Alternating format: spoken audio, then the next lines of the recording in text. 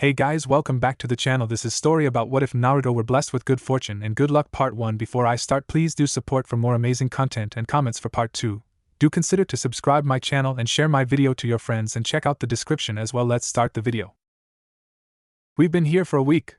When is Kakashi-sensei going to pick us up? Came the indignant shout of a 12-years-old youth. His voice rattled his teammates who were in the room with him. The obvious female of the group looked at him with only annoyance, while the other male of the group seemed content to look out the window in an obvious attempt to ignore the rambunctious antics of his teammate. However, the female of the group wasn't so forgiving. Would you calm down, Naruto? Kakashi-sensei is a jonin. He had an urgent jonin meeting back in Konoha. I'm sure he'll come and pick us up soon. Would it kill you to have some patience like Sasuke-kun? The girl asked in almost a snarl, fed up with her teammate's apparent childish frustrations. She merely shook her head as she watched him turn over off the mat and look out the window and into night sky of Takigakure, or rather called the village hidden in the waterfall. His spiky, blonde hair swayed in the night breeze. He snorted at the idea of being compared to his cool teammate in the corner who had been looking out the window like he was. He honestly figured that his frustrations weren't entirely unfounded. It had been a week ago that he and the rest of Team 7 had helped a shinobi from Takigakure by the name of Shibuki in escorting him back to his home. That was when Naruto had the crazy adventure of fighting the bastard, Suion, who tried to usurp Shibuki by using that special bottle of hero's water. Naturally, Naruto kicked his ass before he drew upon more of that strange chakra from before. Well, Naruto had helped a friend and Shibuki was going to become the head of the village like his father had intended. Naruto wasn't about to turn aside good fortune. However, as nice as it was here, Naruto really wanted to go home and get some ramen if at all possible. But they couldn't leave until Kakashi got here. TCH, patience like team? He probably can't wait to leave either. He's probably more eager than I am to leave, Sakura-chan, Naruto remarked. A swift punch over the head was his answer, which made Naruto grumble. Why was he the only one who got hit all the time? He didn't think he said anything wrong. As Uchiha Sasuke watched Haruno Sakura pound her fist over his blonde teammate's head, he found his mind going over what Naruto had said. While he wasn't ever going to admit it, Naruto was actually right. Sasuke did want to leave. He hated that he couldn't do something with his time while in this village.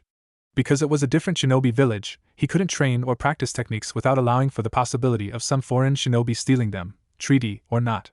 Sasuke hated it when he wasn't doing something that could have furthered his goal.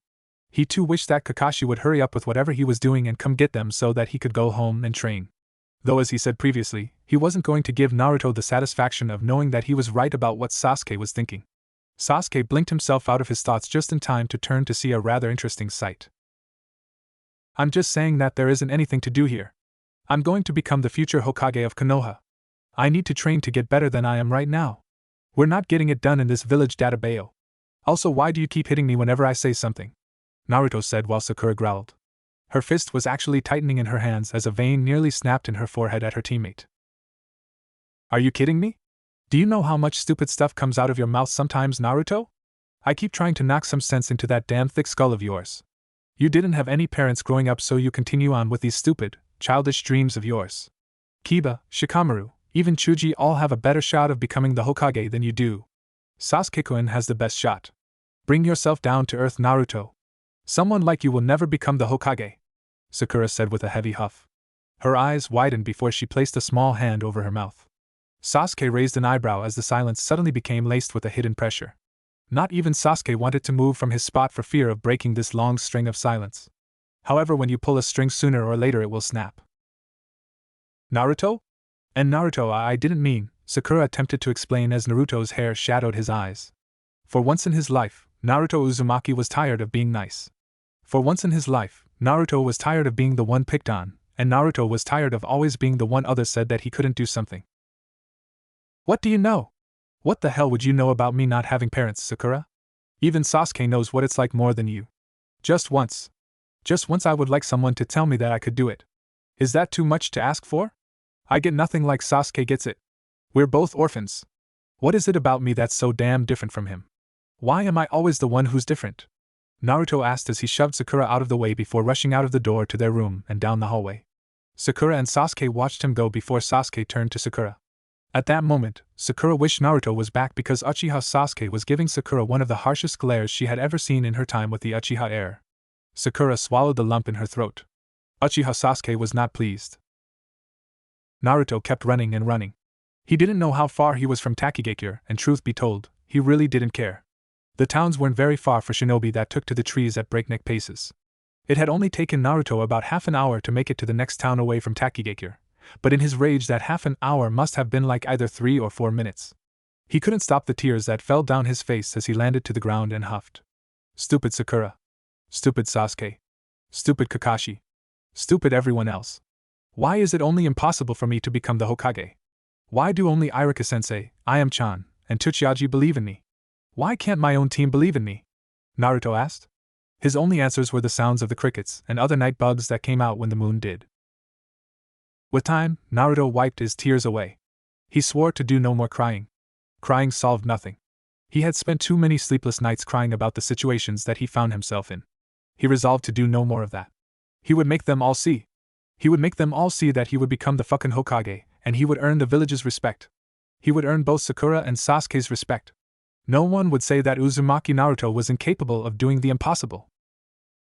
Though Naruto calmed himself, he wasn't ready to go back yet. Sakura's words about him having no parents had truly hurt. It wasn't his fault that he didn't have a guardian.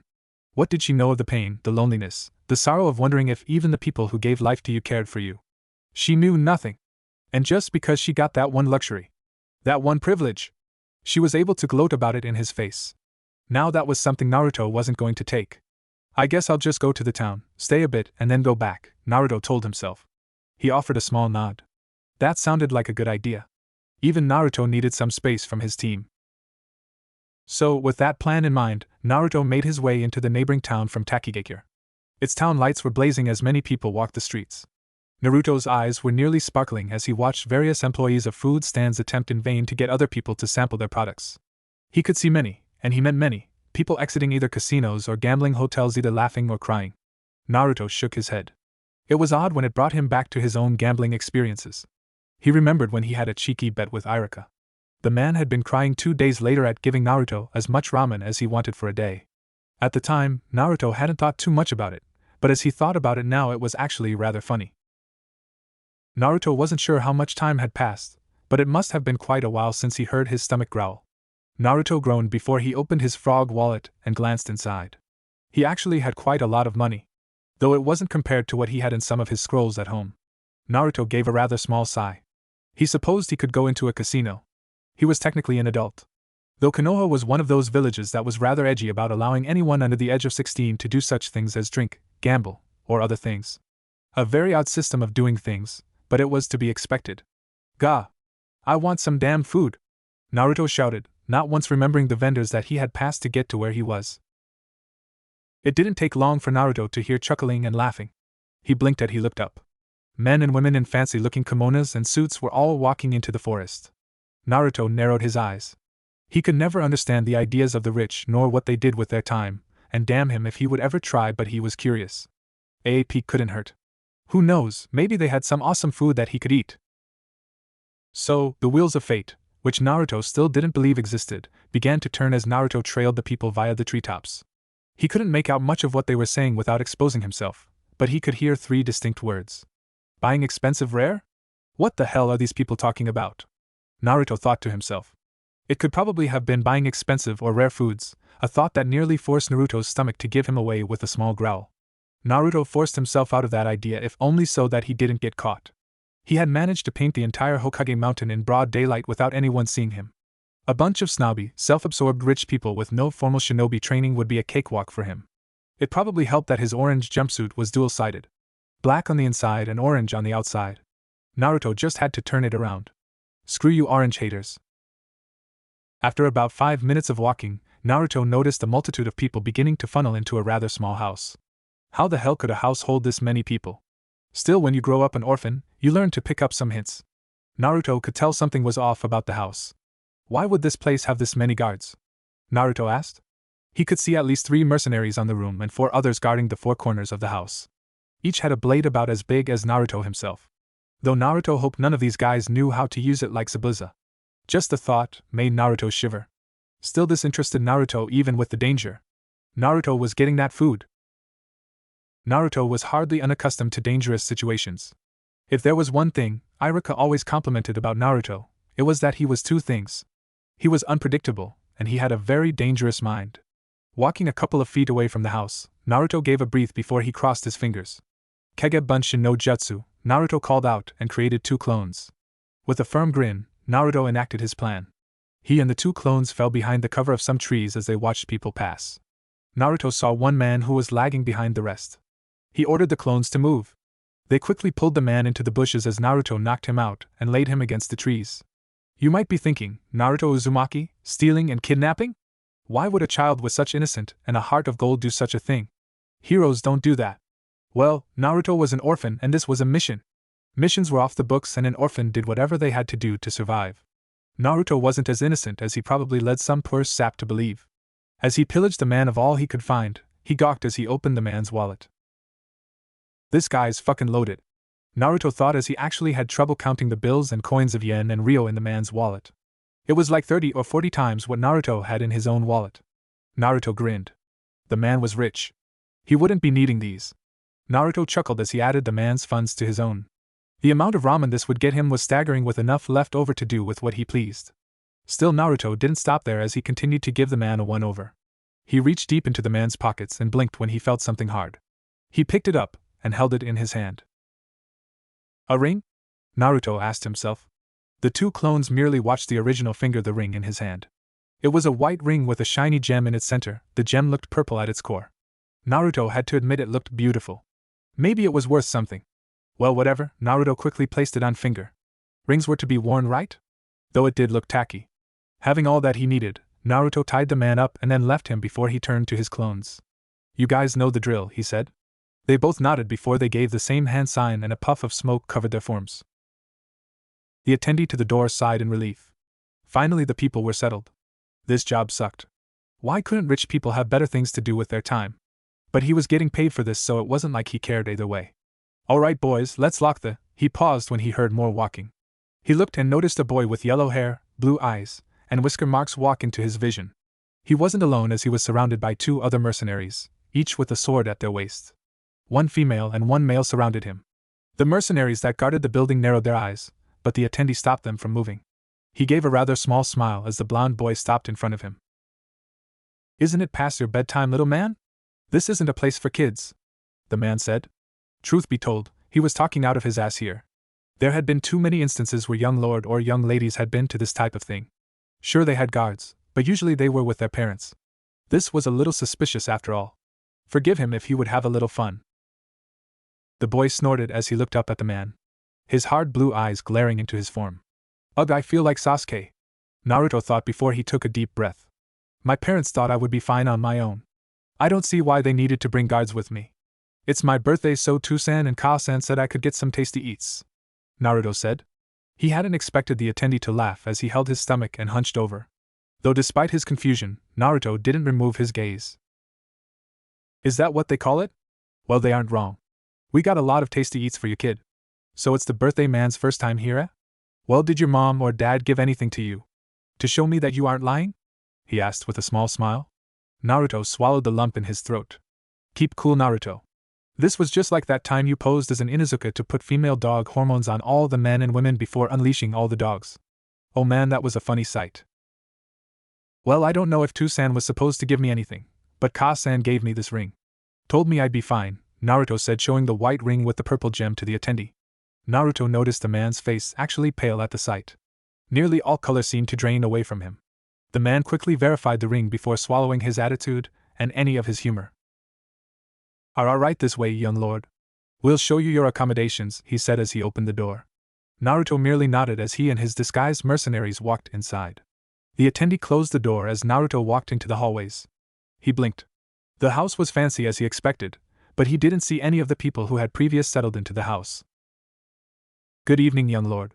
If you would follow me, I will show you to the rest of the festivities, a woman said as she came from a separate room. Naruto had to admit that she looked beautiful. Her clothes really didn't leave much to the actually put Sakura to shame with her beauty. He couldn't resist the blush that appeared on his face. She merely giggled before opening a door which seemed to go into the very depths of the earth. Naruto followed after her. Somehow, someway, this was a bad idea. Naruto and his clones followed her down the flight of stairs. Is there any food here? Naruto felt the need to ask. The woman chuckled as she looked at her clipboard. Most don't come here for the food, young lord, but we do have refreshments if it suits you. We'll make sure that you are well tended to, she said with a smile. Naruto just chuckled nervously as they finally made it to where he heard hundreds of people talking. Once they came into the main floor, Naruto gawked. So many people were eating delicious foods. The aroma filled his nose as Naruto nearly felt the urge to drool, but he had to keep his appearance. No matter how hard it was. If you will follow me, young lord, I will show you to your private room. There you will have refreshments, and we will give you our menu, she said. Naruto grinned and nodded. He could hardly wait. It hadn't taken long for the woman to bring Naruto to his room. She unlocked the door, which was seated behind a mirror. There had to have been more than just his because he saw plenty of other ones. Might I interest you in our menu before you get started? Because of your ring's benefits, you are allowed to see the special auction before the people who sit in the seats below. We ask that you place your value wisely, she said. Naruto just nodded. Oh, so some kind of item auction was going on. Well, Naruto didn't mind. Maybe he could get some kind of neat sword, or maybe even something for his house. Sure, Naruto said. The woman nodded before she left the room for a quick moment, allowing Naruto and his clones to glance around. Boss, I don't think this is a good idea, the female mercenary said. Naruto was actually inclined to agree, but it all looked so damn cool. The chair he was sitting in was even more comfortable than his couch back at home. How the hell could a chair be more comfortable than a couch? Naruto sighed as he watched the people eat. He didn't really know how much time had passed him by. He probably should have hurried back to his team, but he couldn't deny that he was having a lot of fun. His clone would have liked to have tried the chair as well, but it was a glass window. He could still hear everyone outside talking about rich people, things like what expensive clothes to get, which place to go for a vacation, or things like that. Naruto just tapped his finger on his armrest. In a couple of more moments, the woman returned with a tray of food and a small book. Your food, young lord, she said, placing the food in front of him. One of his clones wiped his mouth with a cloth, forcing the woman to laugh slightly. Naruto rubbed the back of his head before he apologized. The woman didn't seem to mind before she handed Naruto the catalog. I hope you find everything to your liking, young lord. I will have an attendant stay with you. He will be your bidder. He will also do anything you ask or require more assistance. I take my leave, young lord, she said as she bowed and went away. Naruto just nodded as she closed the door. She couldn't have closed it fast enough before Naruto dived into the exquisite cuisine. He even allowed his clones to eat some of the food, and Naruto had to admit that it tasted even better than he could have imagined. The buttered rolls, the warm noodle broth, the tenderness of the meat. Naruto had never had such a dinner before in his life. He couldn't even savor it that it was so good. He actually had to ask one of his clones to go order more. He was actually on his fourth plate before one of his clones took the book into their hands. Boss, don't you think you should read this over? See what kind of cool things we can get, instead of stuffing your face in? The male mercenary asked. Naruto took a hard gulp of the food he had eaten. That wasn't a bad idea. Naruto did like cool things. He also loved showing up a certain teammate of his when he could. Yeah, let me look it over, Naruto said as the clone handed him the menu. Naruto quickly opened it, and at that moment he felt his heart sink, his stomach clench, and his mind shut down. His ears picked up on noise. Alright, ladies and gentlemen. For your viewing and buying pleasure, we have a great showcasing tonight. A lot of rare exotics for you today. Have a fun look, the man shouted as Naruto turned the pages of the menu. Men, women, and children for money. He looked up, and if his fears weren't apparent then they were now, as he saw a man with sorrowful eyes chained to the podium in full view of everyone. A simple cloth was the only thing that separated his modesty from viewing eyes. BB boss, this is the female clone mercenary said, but both quickly noticed Naruto jump to his feet. It was time to go. He was in a slave auction. Oh, this was bad. This was very bad. This was the worst it could have possibly been.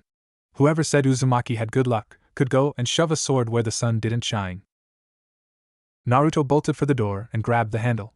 His clones fell into pace with him as he opened the door. Naruto had to get out of here. However, his hopes were dashed when he noticed the attendant that the woman said would come, looking down at him. Something the problem, young lord? Why are you and your party leaving? He asked curiously. Naruto bit his lower lip, his creative mind racing as he attempted to come up with an excuse.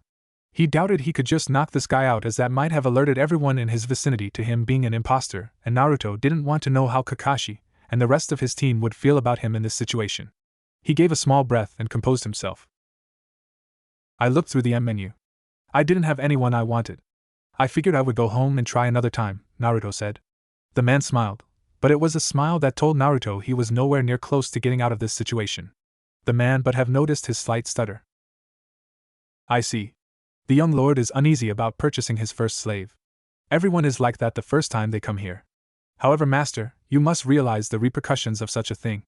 You see, when your Tu-san and Ka-san gave you that ring, they also agreed that whenever they or anyone in their family came, then they would purchase at least one slave for benefits, is all, young lord. If you do not purchase one, then we will rescind the membership, he said. Well, that was fine in Naruto's eyes. Let them rescind the damn thing. Serves the damn people right. Also, to make sure your parents would keep quiet about the club, well, we would have to take many preventative measures with them. Not to scare you, young lord, but this is a business after all. You wouldn't want anything to happen to your parents, would you? He asked. Naruto's mind was actually in a haze. His body felt like it was being tied to a weight. He didn't know these people.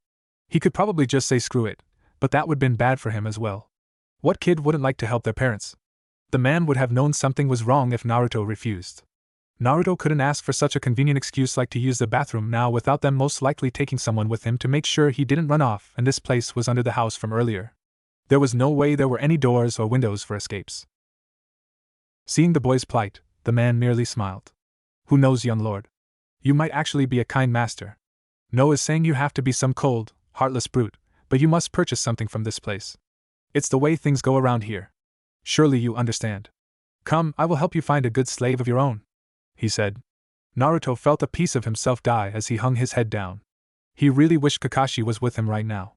Hell, he even wished Sasuke or Sakura was with him right now just so he wouldn't be going through this alone. His feet felt like lead as he walked back to his chair and sat down in it. The man took a chair next to him and sat as well. The clones merely stood at Naruto's side, concerned. This wasn't how they had planned things out at all. This was bad. Very bad. Oh, look at that one. Young lord, a fine specimen, the attendant said as Naruto turned his eyes to see a man, different from the first one, standing on the podium. Naruto looked away. He would have really liked to leave now. Yes, ladies and gentlemen, look at these muscles. Look at this firm face. A hard-working man. Willing to do any and all things for you and more. Never talks back. Strong and mighty. In more ways that one. Ladies, the bidder said. Naruto scrunched up his face when he heard some of the women laugh and chuckle. He felt the urge to puke. It was even more disgusting when he heard the bidder laugh. Bid starting at 35,000 yen, he called. A woman raised her hand. 40,000. A man shouted. The bidder pointed him out. Higher and higher the price on this man's life came as Naruto's heart dropped lower and lower. Don't want a strong man, young lord? Someone to help around the house? The man asked. Naruto just shook his head. A sound came crashing down, just like the crashing down of his spirit. Sold. To the lady in red for 70,000. The bidder shouted as the woman smiled to herself in her chair. Naruto grumbled. He hoped she burned. He noticed a woman stand up to the podium. Here we have a nice-looking woman. A kunoichi of Iwagakure. Captured for trying to break into a fellow club member's house. He obviously didn't want her. Can you tame her? Just one of the many splendid surprises we have today. A skilled woman in the art of killing, best keep an eye on this one, all you men and ladies. Skilled in the art of seduction, she will give anyone the time of their life that no cheap prostitute ever could. Bid of 450,000. He called out. Naruto couldn't hide it. She was rather beautiful for a shinobi coming from another village. Her shoulder-length brown hair was easily apparent. He had no idea what she was capable of doing, but it looked like she was strong. Her tears were insane and they made him curse. She was humiliated and Naruto could understand why. Well, he kind of couldn't, but he knew what it was like to be humiliated. He sighed. Maybe he could just buy her, free her, and then let it go with that. With a sigh, Naruto looked at his wallet. The money he had stolen, in combination with his own, was more than enough to buy at least 10 of this woman even if the price raised. Ah, found a sight, young lord? The attendant asked. Naruto felt the bile rise in his throat at each word that came from the man's mouth. He resisted the scowl that was nearly upon his face. I guess the words tasted like sand in Naruto's throat as the bidder noted the man next to Naruto raise his hand. 450,000 to the young lord in the back. Any takers? The bidder asked. Naruto hated seeing some people eye him in mild surprise. He even noticed a woman looking at him. Her tears burned her face as she looked into Naruto's eyes. He was sure he saw a look of surprise in her eyes before it was erased. Naruto blinked. 500,000 to the gentleman on the left, the bidder said. The woman and Naruto's eyes tore from each other as Naruto glared down to see a man looking at him. Naruto cursed. He was not in the mood to be toyed with right now. He turned to the man. He nodded. 750,000 to the young lord, the bidder shouted. The man at the left widened his eyes as Naruto folded his arms. This wasn't him. He didn't like bidding for someone's life, but hopefully this would work out for both her and for him. 850,000 to the man on the left, the bidder said. Naruto's fist clenched.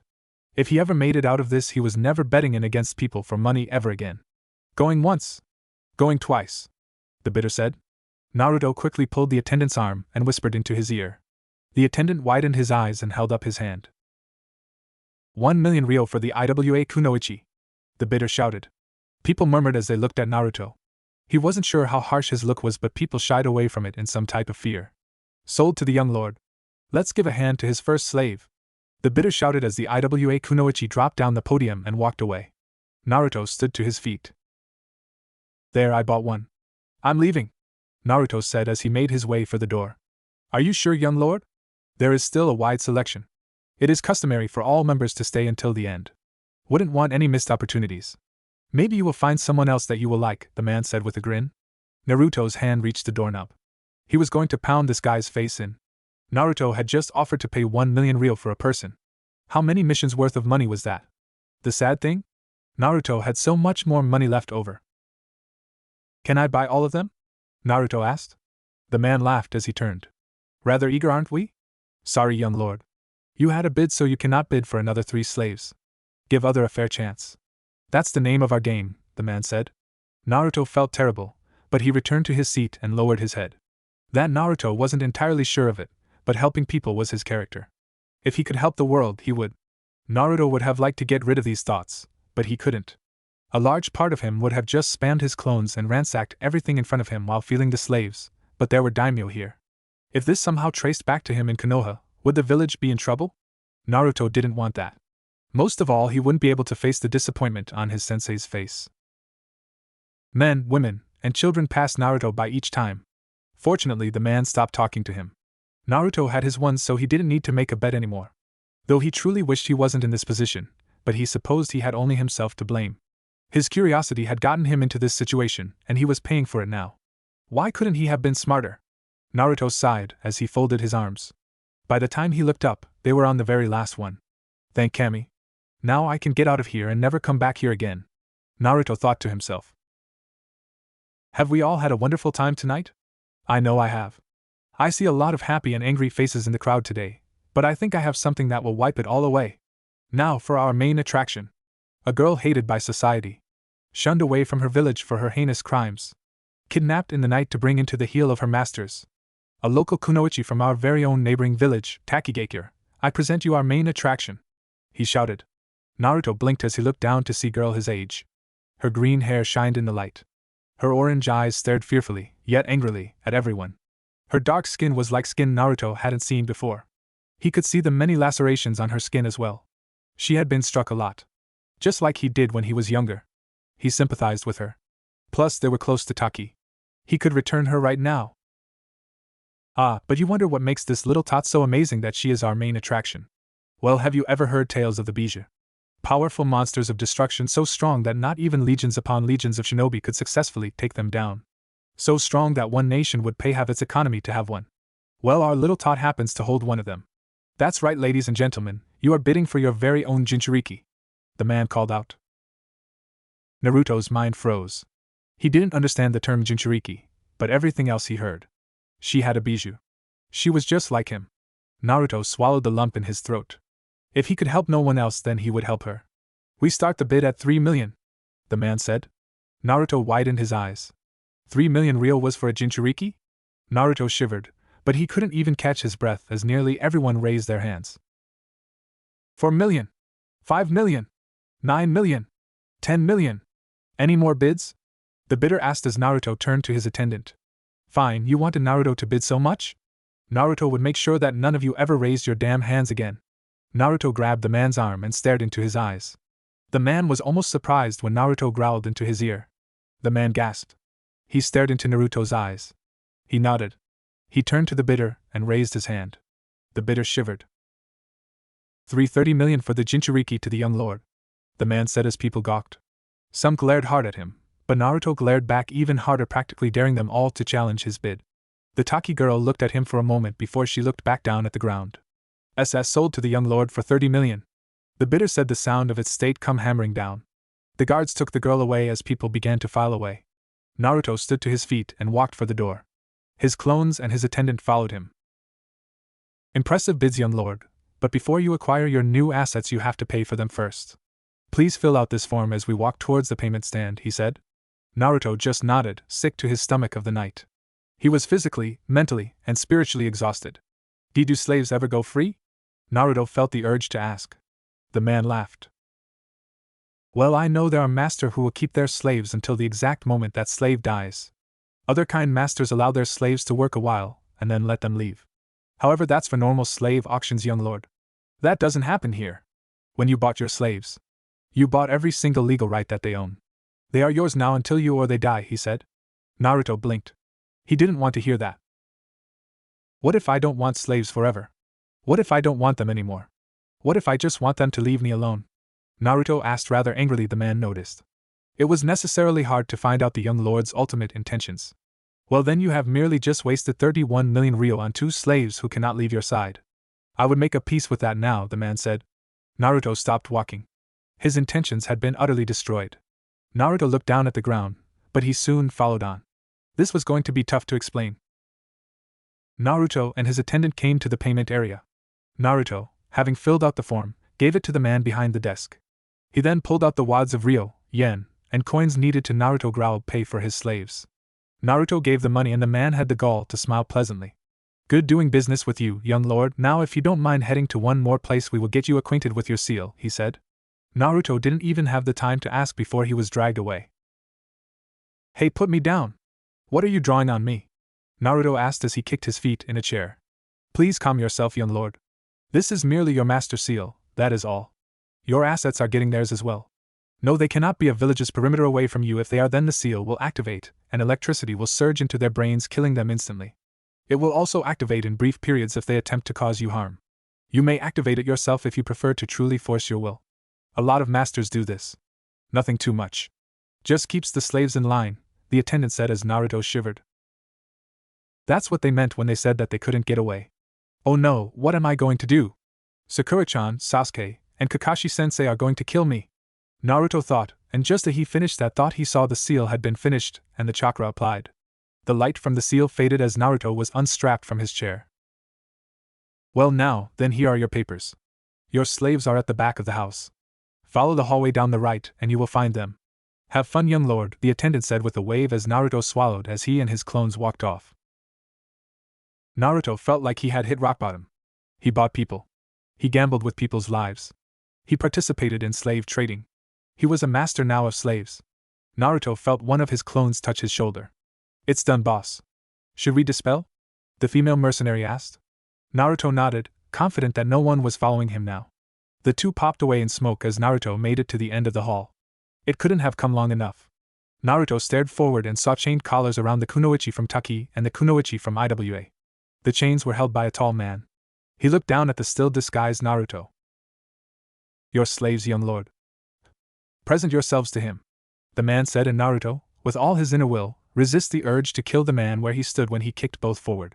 Both kunoichi bowed. We live to serve you, lord. Do with us as you see fit, both said. Naruto took a haggard breath to calm his nerves. It was even higher when the man nudged his arms. Goodbye, young lord. Don't do anything I wouldn't do, he said as he handed the chains to Naruto before opening the door for the blonde fake lord to leave. Naruto shivered as he took a step. The chains rattled much like the rattling of thoughts in his head as Naruto made it back into the outside. The sounds of footsteps behind him made him all the more aware that this was real. Naruto stopped walking, as did his slaves. He looked at the ground. I'm no lord, Naruto said. The Taki kunoichi and IWA kunoichi looked at him before both saw a poof of smoke as Naruto changed back into his orange jumpsuit. Both could see him actually trembling. I was just a stupid idiot who got curious and followed a bunch of idiot rich people. Everyone I saw, I wanted to save, but I couldn't. In my head I thought, if I buy them, immediately give them their paper rights and let them go, then I might have made some good out of this situation. Databeo. Gomen. Gomen, Naruto said as his shoulders trembled. His hair shadowed his eyes as his tears fell down. Neither slave spoke, unsure of what to tell their apparent master. Slaves did not speak unless given permission to. You guys can speak if you want to, Naruto said. That seemed like an order, so the IWA kunoichi shifted her chains. We could have gotten worse, master. For good or worse, we are your property now. I would suggest that you live with this, just as we will live knowing this as well. Our lives are now yours, master, the IWA Nin said before she backed away. Naruto sniffled. Can I know your names? Naruto asked. They didn't understand why he asked, but the IWA Nin gave a hard grunt of her throat before opening it. Suzumabachi master, she said before offering a bow. Naruto nodded before turning to the green-haired girl his age. She couldn't meet his eyes, but her voice was a whisper. Fusu and master, she said, and Naruto just nodded before attempting to give both his best smile. Naruto Uzumaki. Pleased to meet you guys, Naruto said before taking out a kunai from his pouch. Suzumabachi and Fu widened their eyes at the weapon as Naruto approached them. Suzum shivered as Fu took a step back. Naruto quickly took note of their responses. I want those damn chains off the both of you. They make me sick, you know, Naruto said as he slashed at the chain, breaking it from Suzumabachi's legs and arms before following to Fu's legs and arms. Naruto gave a nod before turning away. Come on, I'll buy you some clothes. You guys must be cold, Naruto said. As if to answer him, a breeze made its way through the area, making Fu and Suzumabachi shiver in their rags. Naruto sighed before he beckoned them to follow him. What a night it turned out to be. Naruto ignored the look sent his way. He was used to it, but maybe hate and disgust went hand in hand. Naruto released a sigh before they appeared in front of a clothing store. Go inside and ask the lady to help you. Pick out clothes that you like or that you think you will need. I'll just wait out here, Naruto said. Suzumabachi and Fu nodded before they bowed and went into the store. Naruto sat on a bench. He didn't need the people to tell him. The Konoha genin was ashamed of himself. For once in his life, he was utterly lost on what to do. Naruto had his head in his hands. He had a headache. How was he going to explain all of this? Oh hey guys, I screwed up and bought to slave Kunoichi and I have no way of setting them free. Hee I'm a klutz, aren't I? Naruto acted before he groaned. He was so damn doomed. How would his Gigi take this? Or even his friends? Could Naruto even support 2 extra people in his apartment?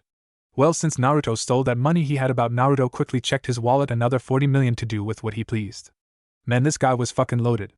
Well, Naruto would put it to better use. Another 15 minutes passed as Naruto noticed Suzumabachi and Fu walk out of the store. Naruto quickly paid the cashier for all the clothes.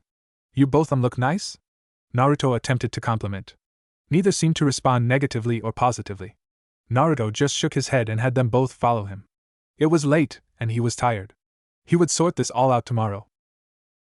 Given that he wasn't running through the trees, it took an additional 30 minutes for him to make it back to Takigakure. So many lights were out.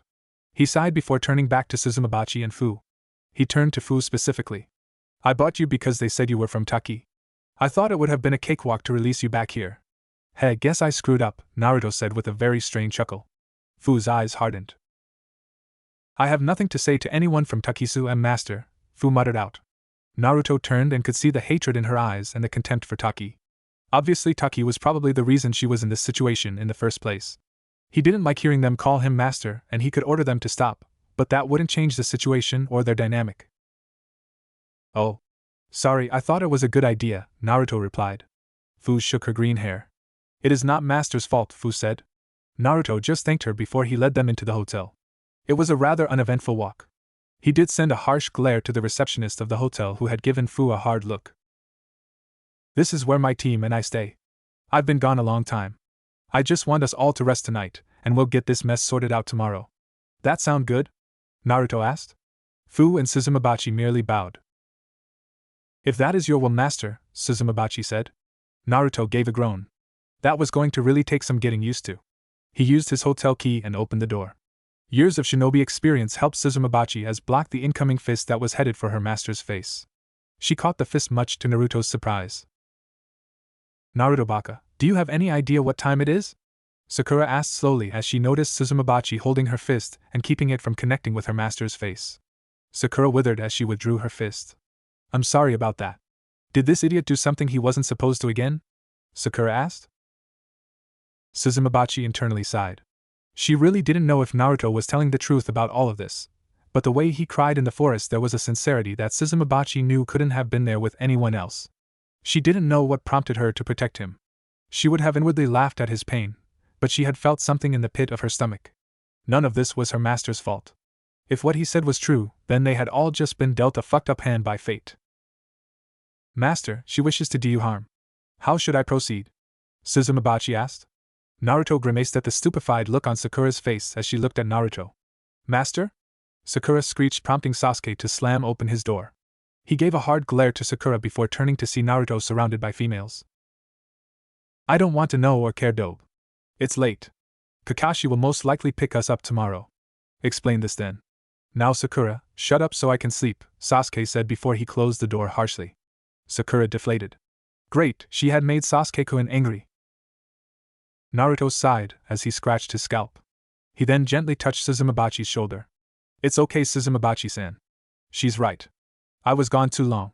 We got into a fight, which is how this whole thing started, Databeo. You can get your stuff settled, Naruto said. Suzumabachi gave Sakura a glare before releasing herself. She gave a small bow. Sakura dropped to the ground in confusion. Master, would you like to run your bath, Su? Fu asked. Naruto looked at the ground before he thought to himself. Nah, it's alright, Fu-san. You both can use it if you want to, but you both must be tired. I'll lay out your futons and then we'll all go to bed, Naruto said. Suzumabachi wanted to argue that they would roll them out for him, but she saw Naruto just shake his head. His eyes pleading with her to just let him do it. She relented before she guided Fu into the shower. Naruto walked past Sakura to grab the futons. Naruto, what happened? Sakura asked. Naruto didn't answer her as he grabbed the futons. Just go to bed, Sakura-chan. I'm still mad at you. I'll try to explain it all tomorrow, Naruto said. Whatever protest Sakura tried to make had died in her throat. She had never heard her usually energetic teammate so exhausted, tired, and defeated. Sakura dared not push him. Everyone knew that when Naruto was quiet, it was the ultra-bright sign to just leave him alone. Even Sakura could see it. She merely closed her mouth and walked away. Naruto laid out the futons and sighed. He turned and noticed Suzumabachi and Fu exit the bath. It's going to be a long day tomorrow. For all of us. Let's get some rest, Naruto said. Both nodded and slipped into their futons as Naruto turned out the light. He got into his futon as well. He turned over in his sleep a lot. Kakashi hadn't meant to be late. The meeting had taken longer than he had anticipated. He had hurried back to his team as fast as he could. Now that he was here, he could tell that something was up. Never mind the 2 additions of female members to the team, but also the fact that Sasuke and Sakura seemed to be looking at the usually more energetic member of the group with something akin to sheer disbelief written on their faces. The fact that Naruto looked like he had just been pulled through a ringer, stretched and then pulled through a ringer again didn't inspire the best of happiness out of their Jonin sensei. Kakashi sighed. He knelt before Naruto. He didn't miss the shame that appeared in Naruto's eyes.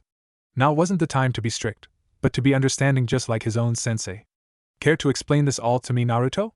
Kakashi asked in an understanding voice. Right now, Naruto looked like he really needed to let this out. Kakashi would allow him to do so. Sakura and Sasuke turned to Naruto. Naruto looked back at Suzumabachi and Fu for a moment. He then nodded. Naruto regaled Kakashi with the story of his fight with Sakura, which Kakashi sent a light glare to Sakura, which told her that they would be having a talk later as well. Naruto then told him how he wanted space from the team for perhaps an hour or so, which had him spending time in the next town over. He then told Kakashi about walking through the forest feeling hungry. That was when he noticed rich people walking towards the house. Naruto assumed it had to be some kind of fancy restaurant, so he transformed to look like a young lord to get into the place.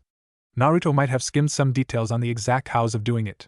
He then told of his experiences as someone mistook him for the young lord of a very rich family, giving him their member ring.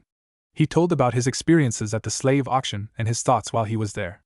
Upon discovering that he was a part of a slave auction, he tried to leave, but they said that he couldn't without purchasing at least one from the auction. Naruto figured he would buy the Iwa Kunoichi and then pay for her freedom rights, then let her leave. He thought it was a good choice.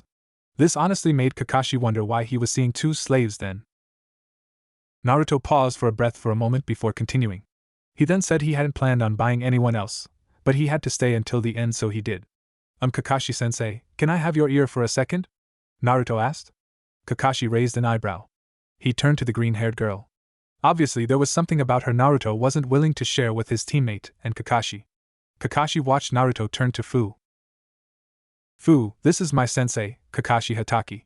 He won't judge you and he'll try to help Databeo. Can I tell him? Naruto asked. Fu knew what her master was talking about. Her damned status. Dear Kami, she would have liked to say no, but she couldn't bring her mouth to. She merely bowed. Master may do as he pleases, Su. I cannot stop you from doing as you desire, she said. Naruto didn't like her response, but it was the best he would get. He nodded and turned back to Kakashi. Kakashi turned his ear and Naruto whispered about the slave auction's information on Fu not only being from Taki, but also being the holder of a bijou. Kakashi widened his visible eye and his entire brain nearly shut down from those words. He had heard rumors that Taki had a Jinchuriki, the Nanabi, if he remembered correctly. That was odd. If a Jinchuriki's status was anything to go by, then sure, they weren't well liked, but they were their nation's weapons. No one would want to get rid of one so easily. Kakashi widened his eye. Unless the village didn't have a leader or the leader didn't know about it, Kakashi said to himself. For the Jinchuriki of the Nanabi to be sold in a slave auction. Kakashi could see now why there was 2 slaves. It made sense. Naruto had a rather unusual tendency to try to help others. Of course he would try to help her. It's because Naruto sympathized with her. Kakashi would have to make his analysis of that latter. He wanted Naruto to finish. So Naruto did. He then told how he managed to outbid the other competitors to purchase Fu. It would have been about 1,000 to 3,000 ryo to pay for Fu and Suzumabachi's freedom, but then they gave him a seal which essentially made him their master until his very death. Naruto took them home and bought them clothes before telling the story to Sakura and Sasuke. When Naruto was finished with his story, Kakashi was absolutely floored. Slavery, while common in the elemental nations, was frowned upon by many a people. Now Kakashi wasn't going to make his village a hypocrite and say that there weren't any slaves in the village, but the slave-master ratio in Konoha was very much below average in comparison to the other nations. Kakashi was sure some of the clans had slaves of their own, but just wouldn't say such a thing out loud and to the public. Kakashi sighed. He didn't know whether to scold Naruto for leaving his team or praise him for being able to go undercover into a slave auction and fool everyone there and making it out unscathed. That didn't happen to a lot of shinobi. It did concern him that an Iwa Kunoichi and Taki Kunoichi had to be his slaves. Generally, enemy shinobi weren't allowed into the village, and even if they were, then the only sight they were seeing was the TNI department. Naruto was their official master. He could have it that they not go to the TNI department. Slaves didn't answer to the Hokage, but to Naruto. But one of these was a Jinchuriki of all things. That was an interesting story, Naruto, Kakashi said. Naruto, Sasuke, and Sakura looked at him. Kakashi-sensei, you believe him? Sakura asked. Truth be told, Kakashi didn't want to believe him, but Uzumaki Naruto was a horrible liar, or so he thought, cause he got into the auction somehow. Well, he showed us the seal and the 2 over there continually call him their master. I think this story has some truth to it, Kakashi said. Sakura and Sasuke turned to Naruto to see the blonde giving a somewhat small smile. Kakashi turned a light glare to Naruto. Naruto, while I understand you were upset at Sakura's words, unneeded as they were, you were still in the wrong as well. What if you had been discovered? At worst you would have been taken as a slave as well, and Sasuke and Sakura would know nothing about it. You would be in a lot more danger. As a shinobi, I have to say I'm pleased at your stealth skills, but as your teacher you must learn to control your emotions better. But what's done is done now, Kakashi said. Naruto hung his head down, but nodded. So how does he free them? I mean, do we really trust Naruto in his apartment? With 2 women? Sakura asked. Sasuke snorted. He really didn't care about that. Suzumabachi turned to see that Fu couldn't stop the light blush to her cheeks as she found the dirt on the ground very interesting. Kakashi had to give a giggle. Well, not like we can stop him, but not matter how it is, I'm sure those slave papers are legally binding, even for those like Fu-san. Taki no longer has a claim on her anymore. The only person who does is you, Naruto, Kakashi said. Naruto swallowed the lump in his throat. But I don't want to be anyone's master. I just wanted to free them, Naruto said. Kakashi nodded. He understood that very well, but he sighed. The road to hell is paved with good intentions, Naruto. The only consolation I think I can give you, or perhaps your ladies, is that you might make a better master than anything they would have most likely have been given if you weren't there. That's all you can do for them at this point. At least until we can get Jiraiya-sama to look at that seal, Kakashi said, keeping a part of it to himself. Should we tell Shibuki about it? He's the leader of Taki now, Naruto said. Kakashi sighed. He was debating that too. As far as slaves go, they had no obligation to tell Shibuki or Taki about Fu being owned by Naruto, allies or not. Yet, Kakashi probably figured that Naruto thought Fu would want to say something. What do you think, Fu? Naruto asked, turning back to his green-haired slave. Fu looked up upon being called. No one missed her look of hatred. She respectfully spoke regardless. If Master believes I should say something to Taki, then I will sue. However, Master, when you asked me last night how I felt, I still feel the same. I have nothing to say to Taki, Fu said. Sakura and Sasuke could hear the ice in her tone, as could Kakashi. Betrayal from one's village could do that to a person. Naruto just nodded a little sadly. I see, Naruto said. Fu merely nodded, but she couldn't stop herself from speaking more. Master, if I am allowed, I would like to retrieve one thing from my house. It is the only thing that holds any value to me in Taki any more older than master, of course, Fu said. Kakashi narrowed his eye. It was probably unlikely that she would run away. Runaway slaves were treated very harshly, but given how Naruto explained to Kakashi that the seal should work, then that wasn't the case. Naruto wasn't thinking about such things. Sure, Fu, we'll wait by the village gates. Grab what you need and then we'll all leave, Naruto said. For once, the green-haired Jinchuriki allowed a small smile to come to her face before she thanked her blonde, same-aged master before she quickly moved back to her house. Kakashi-sensei, are we really allowing this? Are we allowing him to keep slaves of all things? This isn't right, Sakura argued. Kakashi turned to her. Whether it's right or not isn't the issue, Sakura. It's legal. Naruto's done nothing wrong as by the laws of society. You, Sasuke, or even I could acquire slaves if we so desired. It's not a perfect world, otherwise we would have need for 6 to 12 years olds to learn how to kill, Kakashi answered her. Sakura slumped. Truthfully, Sasuke didn't see the problem. His clan had slaves when he was growing up. Or was the term indentured servants? Was there a difference between slaves and servants? Sasuke wasn't sure, but he wouldn't lie that he hadn't thought about getting a slave or two like his father and his clan had, but his mother was a very touchy subject on the matter. She loathed it to the core. Master, I will go collect your things and the rest of our things. Are there any other things I should make note of? Suzumabachi asked. Naruto quickly turned to her, a little miffed. No. Thank you, Suzumabachi-san, Naruto said.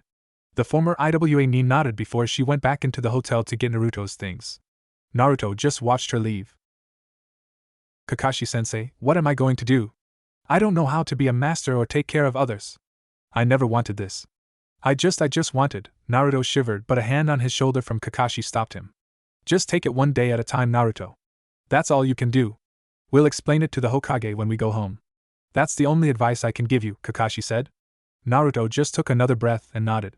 He was glad his sensei wasn't too hard on him. It hadn't taken long for Suzumabachi to return with her things, Fu's things, and Naruto's things. It was an uneasy walk to the village gates, but they made it, and only had to wait another 5 minutes for Fu to arrive carrying an orange cylinder cloth on her back. Thank you for allowing me to bring this, master. It's all I have left, Fu said. Naruto merely nodded and offered her a good smile. So this was his life now. This wasn't what I had in mind, Suzumabachi-san, Fu-san, but if we're really stuck together then I'll try to be the best master in the world. You have my word on it, Databeo, Naruto remarked. Fu and Suzumabachi didn't know how to feel about that, but it seemed that as far as masters went they probably had it as good as they could have gotten. For her own, Suzumabachi sighed. She really wanted to go back to IWA. Konoha was Iwa's enemy. She was going right into that village, with the same status as an animal with no rights. She didn't like it at all, and she hated her team for assigning her to that mission which landed her in this position in the first place. We are forever in your care, master, Suzumabachi said. Naruto just nodded while Kakashi, Sakura and Sasuke watched the interaction. Kakashi noticed the looks on his genin before he pulled out his orange book. Life is full of interesting things, my cute little genin. This is just a big step in Naruto's life. Now then, let's return back to Konoha with a mission success, Kakashi said. Sakura and Sasuke nodded, and so did Naruto. Seeing that everything was packed, Team 7 left Taki Gates with a couple new additions. Kakashi wasn't going to lie. The addition of Naruto's 2 purchased assets was going to change his team's dynamic. It wasn't even that their purpose or function was different, but given that Naruto told Kakashi about the limits that both girls could be a distance from him, then Kakashi knew that Team 7 was going to have to get accustomed to Naruto having his slaves in nearly every single mission. It essentially hinged on their lives as well. Kakashi wasn't looking to test out the limits of the seal as well, at least not without Konoha's residential seal master for confirmation. Kakashi grimaced at himself. Even saying the word slave left a bad taste in his mouth. This wasn't even like an Ika Ika where there was that one part with main protagonist, Ichika, and his love interest, Hookie, having a master-slave role-play fetish. That was a good story. Yet this was real life and Kakashi definitely found it unappealing. He couldn't imagine Naruto's mindset. Sasuke looked like he didn't care, but obviously Sakura did. Even with the scene in front of them, Kakashi could see that certain actions were angering the female of the team, but she would have to learn to curb it. As much as Kakashi was against it as well, legal issues were just that, legal. In the eyes of the law, Naruto wasn't in the wrong. Though perhaps on morals themselves Kakashi could see Naruto's uneasiness in accommodating both. I will go to the pond and refill your bottle, master, Sasuke, Sakura, And Kakashi heard Suzumabachi say as she picked up Naruto's empty bottle. Naruto quickly turned to her. Why you don't have to do that, Databayo? I can do. Naruto didn't get to finish as the former IWA Kunoichi bowed and walked away. Naruto nearly deflated. Kakashi sighed. It looked like Naruto would have rough time settling into his new, unwanted role as a master from his actions 3 days ago. Kakashi turned an eye and noticed Sakura suffocating her chopsticks in her hand as she struggled to eat her food. Sasuke didn't seem to have a problem as he seemed content to ignore his blonde teammates' interactions. Even when he doesn't want to be, Naruto is still unpredictable, Kakashi thought. He had never encountered this situation before. Oh sure, he had deal with my clients that had slaves and even worked for some of them on mission orders. Kakashi had seen many slaves mistreated by their masters and he was still ashamed to say he never did anything about it. How could he? Once Naruto, Sasuke, and Sakura were finished eating, everyone watched as the Taki Kunoichi, Fu, collected Naruto's dishes. I will wash these for you quickly, Master, Fu said as she picked up the dirty plates before moving to the pond that Suzumabachi had been going to. Naruto wasn't able to make a protest in time before Fu vanished into the trees. Naruto glanced down at the grass. It hadn't taken a minute longer for Suzumabachi to return with a full bottle of water. Your water, Master, Suzumabachi said. Kakashi wasn't sure, but Naruto seemed like a shell of his former self as he grabbed the water bottle almost unconsciously. He couldn't even meet Suzumabachi's eyes. Thanks, Suzumabachi-san, Naruto said. Suzumabachi gave him a bow before she knelt back to her place. Fu had returned after her with Naruto's clean dishes. She quickly packed them away and took her place next to Suzumabachi, behind Naruto, ready for another order. Kakashi just watched as Naruto almost robotically put his water bottle to his mouth. Kakashi closed his visible eye. Words at a time like this wouldn't help. Kakashi knew that at this time words help only empty meaning and empty hope. Naruto wanted to come to terms with things on his own. If he needed Kakashi then as his teacher, Kakashi would lend his ear and his advice as best he could. Still perhaps, Kakashi could at least give Naruto's mind a short reprieve. He clapped his hands bringing in everyone's attention. Alright everyone, it will be one more day before we reach Konoha. We've had a successful mission and after we report everything to Hokage-sama then I'm sure we'll all be given a couple of days off. Do what you want, but I want you all prepared because by next week we will be having more practice and a couple more D-rank missions to slow down the pace. I want you all to do your best, Kakashi said. He got nods from Sasuke and Sakura. He got a hesitant nod from Naruto. And Naruto, Kakashi said, making Naruto straighten up a little bit. Life isn't fair and we can't control it, but we can control how we respond to it. While your situation won't change, it will only be truly bad if you make it that way, Kakashi said. Naruto blinked, but gave a nod that he understood. Kakashi wasn't sure how much of that he understood, but it was all Kakashi could give at the moment. So everyone picked up their things with Naruto more or less telling Fu and Suzumabachi that unless he would do what he could and if he needed their help then he would let them know. Both former Kunoichi nodded. That wasn't to say that Naruto didn't appreciate their help, but being an orphan you learn to not really rely on other people. Though Naruto could see Fu and Suzumabachi's mindset a little. Some of the things they did for him were out of fear that he would activate the Master Seal for them not doing something. Naruto didn't want it that way, so to help with that, he decided to have both girls do things in his sight for correction. This seemed to help both not only deal with the pressure, but also not have a fear of doing things that they shouldn't have. Over the day, Kakashi, Sasuke, and Sakura watched as Naruto tried to at least make the situation better by telling Suzumabachi and Fu about Konoha and some of his more pleasant experiences in Konoha and what he hoped they would experience as well. Granted, for Suzumabachi, this was rather a mixed reaction being from IWA. It wasn't even like she hated Konoha, but they were her former village's enemy and by that former extension, her own.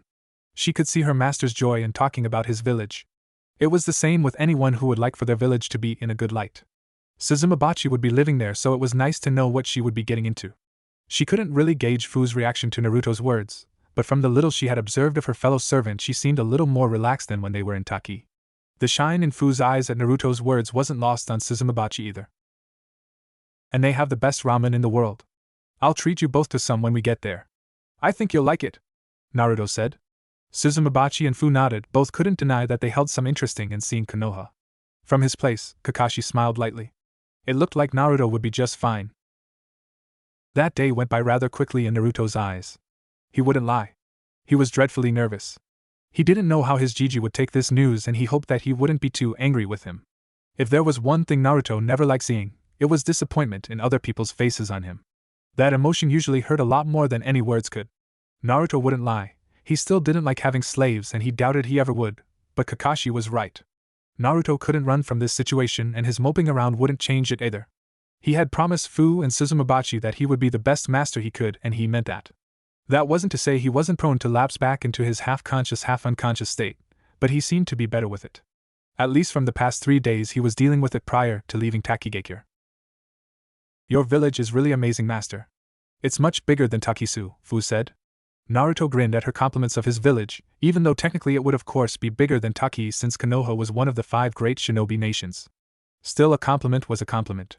You got that right, Databeo, Naruto said. Suzumabachi glanced down at Konoha.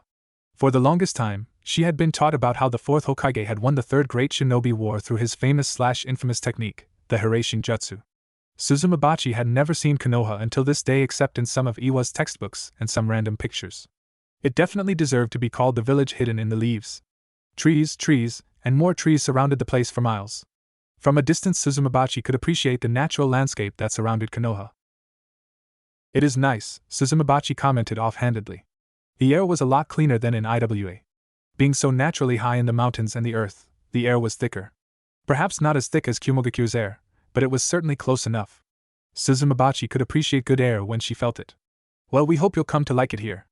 I do wish it was under better circumstances, Kakashi opted to say. Suzumabachi and Fu released their breaths, remembering their situation. It would have been nice to forget that for just a moment. Naruto sent a light glare to Kakashi in response. The Jonin rubbed the back of his head and apologized. Slight slip of the tongue. Well, shall we get a move on? Kakashi asked. Naruto took a calming breath and nodded. Sakura and Sasuke nodded as well.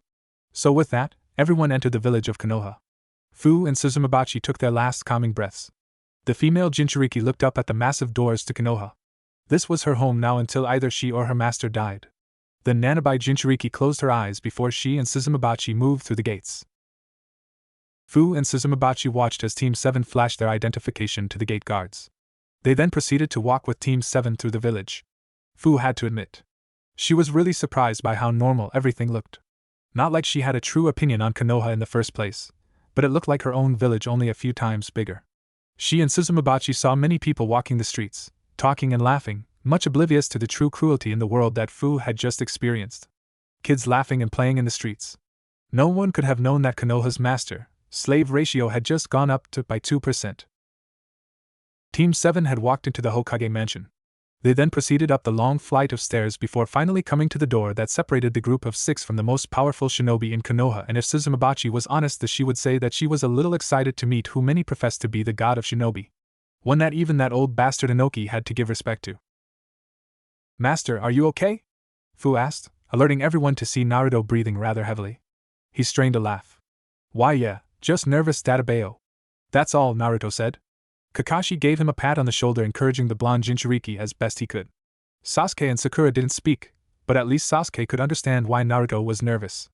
Sasuke didn't know the Hokage's views on slavery or whatever was going on here with Naruto, so it stood to reason that Naruto wouldn't want to make the Hokage angry. Just hurry up and tell him, Naruto. Maybe he'll do something about the seal. He might even be able to free those 2, Sakura made the vain attempt to encourage him. Obviously Naruto, Sasuke, and Kakashi knew where Sakura stood on this issue, however Kakashi couldn't help but sigh. Why didn't Sakura get it?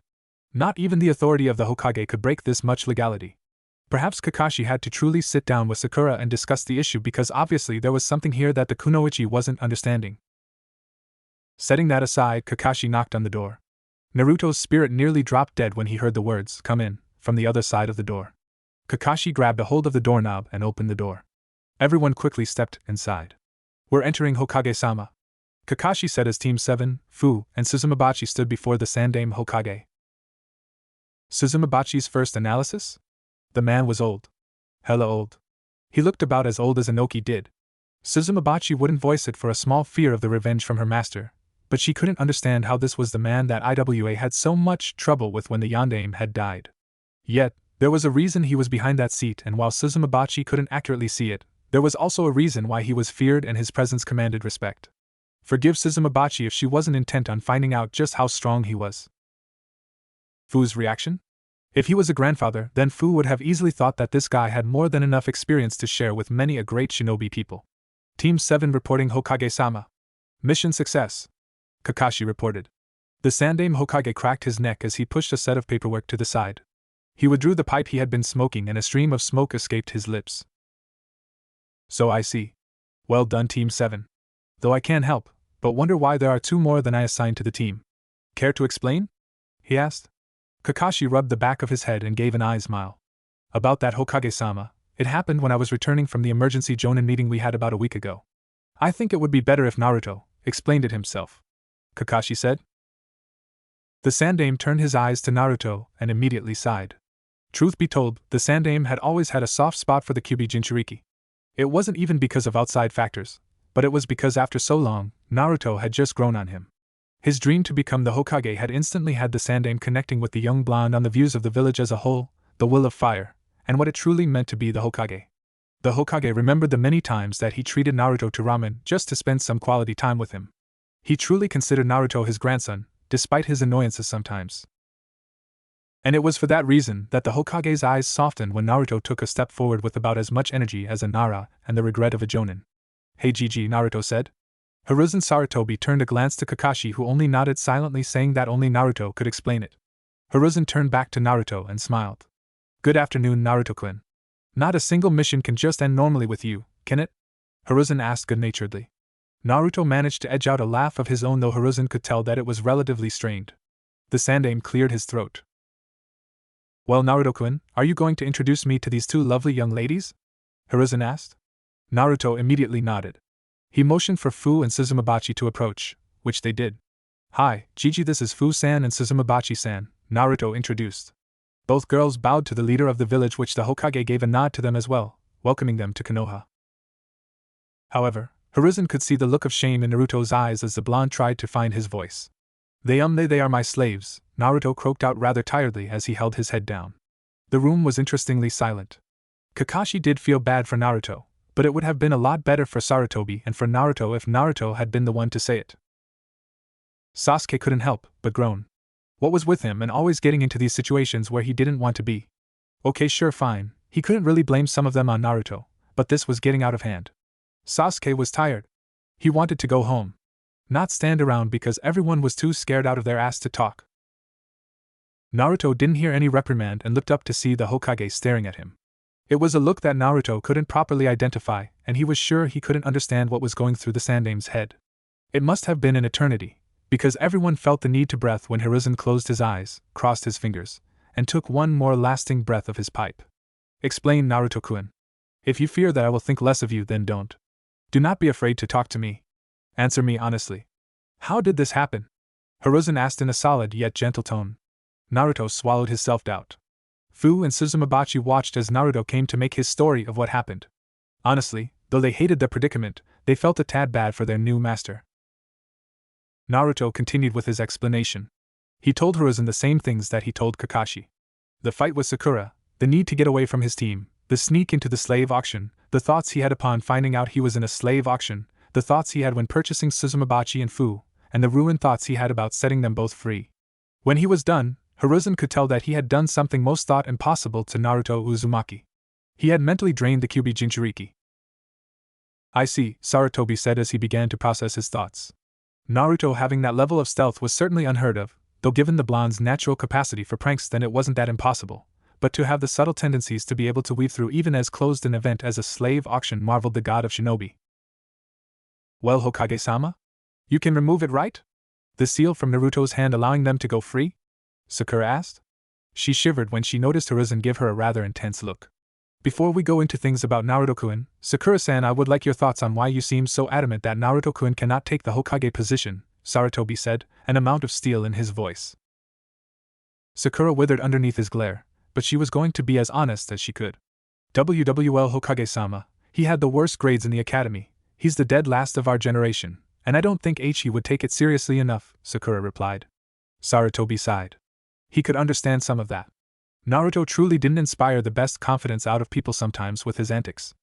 Hiruzen could understand that. And just what, in your opinion, makes a Hokage? Hiruzen asked. Sakura shivered at the sudden pressure in the room before holding her head down. I don't know, she answered as best she could. The Sandaime closed his eyes and took a breath from his pipe. Here in Konoha we do not call the dreams of others impossible. We encourage them to the best of our ability, and we help make sure that those dreams succeed. To put down another's dream is to deny the existence of your own. I will let you off this once. If I hear any more of this, especially out of what the Academy called a model kunoichi, then I will make sure to have a very long productive chat with you. Understood? The Hokage asked. Sakura quickly stiffened up. She really didn't want to have that happen. Hi Hokage-sama, Sakura proclaimed. Feeling that he had made his point, Hiruzen turned back to Naruto, who was a rather difficult case. What he didn't know was that it was going to be even more difficult as Naruto spoke. Also Gigi, I have to tell you it's about Fusan Databayo, Naruto remarked. Hiruzen raised an eyebrow. He nodded, but he blinked when Naruto moved to his side and leaned into his ear.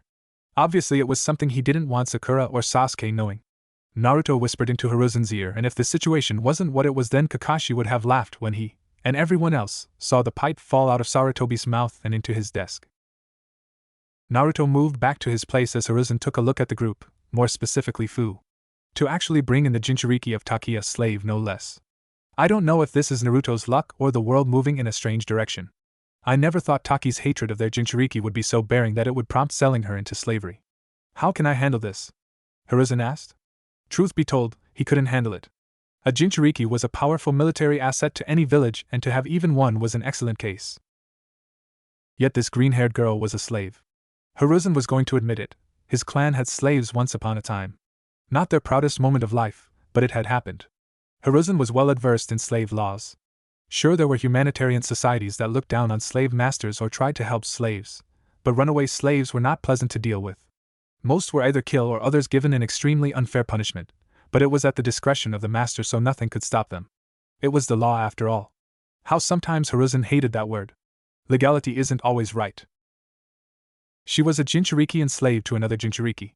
Hiruzen was sure that just by her Jinchuriki status it warranted the council, but it was easy for the god of shinobi to see if he did bring it to the council, then they would ask where she came from. Hiruzen wasn't confident in the council's wants of a Jinchuriki having a Jinchuriki for a slave, but it was legal. Nothing in the law said that Naruto couldn't have another Jinchuriki for a slave. Yet one of the problems Hiruzen was figuring was that Naruto having Fu as a slave was a waste in a way. Slaves in general had no rights. Granted, if a master was kind, then they said you have the right to do this, or that, but that was more like a pseudo-right as the master was more or less allowing it to happen. Plus slaves only had one master. There could never truly be two. Even in the case of families where there was a master and a mistress, the master's word still held prevalence over the mistress' word. What Hiruzen was trying to get at here was that slaves could not be shinobi. Shinobi answered to the Hokage and the power of Hai no Kuni. A slave did not do this. They answered to their slave master. That was essentially a Jinchuriki and Bija in the village without having the might to do anything with it. Granted, Hiruzen would never have wanted a young woman to become a weapon anyway, but the fact that her powers couldn't directly be used in the force for Konoha was a little worrying. But that wasn't the problem. Well, okay, yes it was, but it wasn't the most major one. By law, Naruto was allowed to have slaves. Not even Konoha could prohibit the selling and buying on slavery if the daimyo didn't agree to it as well. It was a very complicated political issue, on that Hiruzen didn't like. Currently none of the nations had a ban on slavery and slave trade.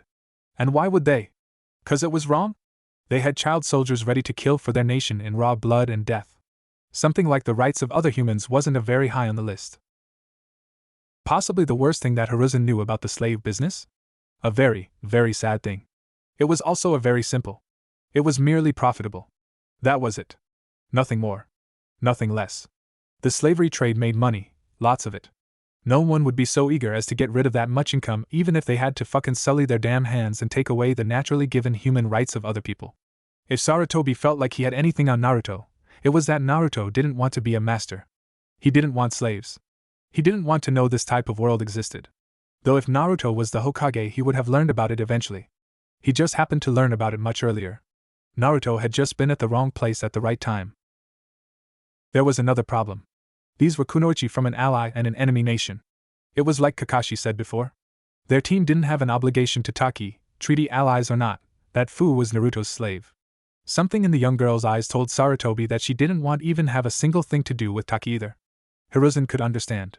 It's easy to betray, but it's hard to trust.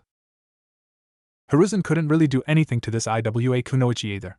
He could, as the leader of Konoha, order Naruto to let Konoha interrogate her, but that would have been a direct conflict of interests as Naruto's new rights as a slave master would come into question. It was actually in a handbook of laws.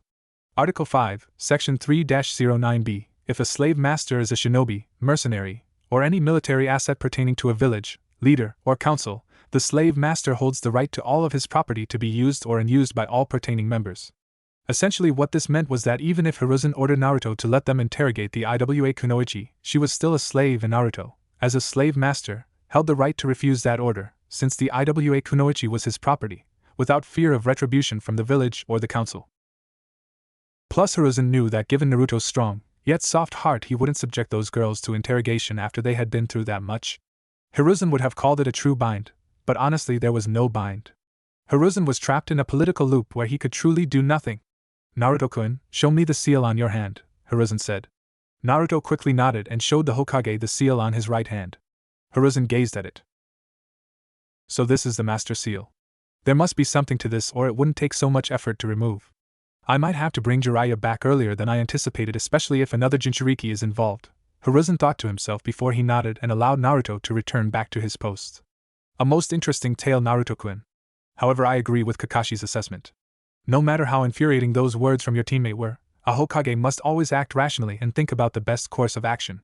That said, I do commend your stealth skills. Not even many jonin can get away with a slave auction, Hiruzen said. Naruto wasn't sure he wanted that kind of praise, but it was praise nonetheless. So can you remove the seal? Sakura asked, almost hopefully. Hiruzen noted her sudden concern before denying her with a shake of his head. Seals are dangerous when tampered with. I would rather we didn't for now. Though I regret to say that even if we did, that still wouldn't alleviate these ladies and their slave status with Naruto as their master. It would help that they wouldn't have to fear for their lives and the distance of the village, but no. Legally, Konoha can do nothing to either help or condemn them. That all lies with Naruto-kun, Hiruzen said. The Sandaime noted Naruto's look and sighed. I know it will be tough, Naruto-kun, but just imagine what would have happened if you hadn't been there. It might have been a blessing in disguise that you bought them both. No one may see it now, but I'm sure you will do right by yourself and by them, Hiruzen encouraged. Naruto gave a nod and his best for his mood, smile. Thanks, Gigi, I'll do my best, Naruto said. Hiruzen nodded. Sakura deflated at the news before giving Naruto a light glare that Hiruzen and Kakashi didn't miss. It seemed that someone was much against the issue even more than everyone else in the party was. Hiruzen sighed. If that is all, then Team 7, you are dismissed for a job well done. Kakashi, I will expect the report by tomorrow. No later. You may have the rest of the week off. Dismissed, he said. Team 7 saluted their Hokage before they filed out of the room. Naruto-kun, be strong, my boy. You will need to be. For you are not the only one who suffers here, Hiruzen said before moving back to his work. Damn paperwork. Exiting the Hokage mansion, Team 7 made it into the streets. Alright, my cute little genin, you heard Hokage-sama, we have the rest of the week off. Use your time wisely, cause we will pick up the pace for missions in the middle of the week. Well, I'm off. Don't do anything I wouldn't do, Kakashi said with a wave before vanishing in smoke via the Shunshin technique. With their sensei gone, this left Sasuke, Sakura, and Naruto alone. Sasuke-kun, would you like to do anything on our days off? Sakura asked. Sasuke hardly looked interested in her question as he was looking off in the direction of his apartment. Do what you want. I'm going home, Sasuke said as he stuffed his hands in his pockets and walked off. Sakura deflated and Naruto resisted the urge to help her. It wasn't like him to stay mad at someone, but given Sakura for the past few days and her words back in the Hokage mansion, forgive him if he wasn't too keen on being around her for a while. Naruto only shook his head before turning around. He faced Fu and Suzumabachi. Master looked at servants.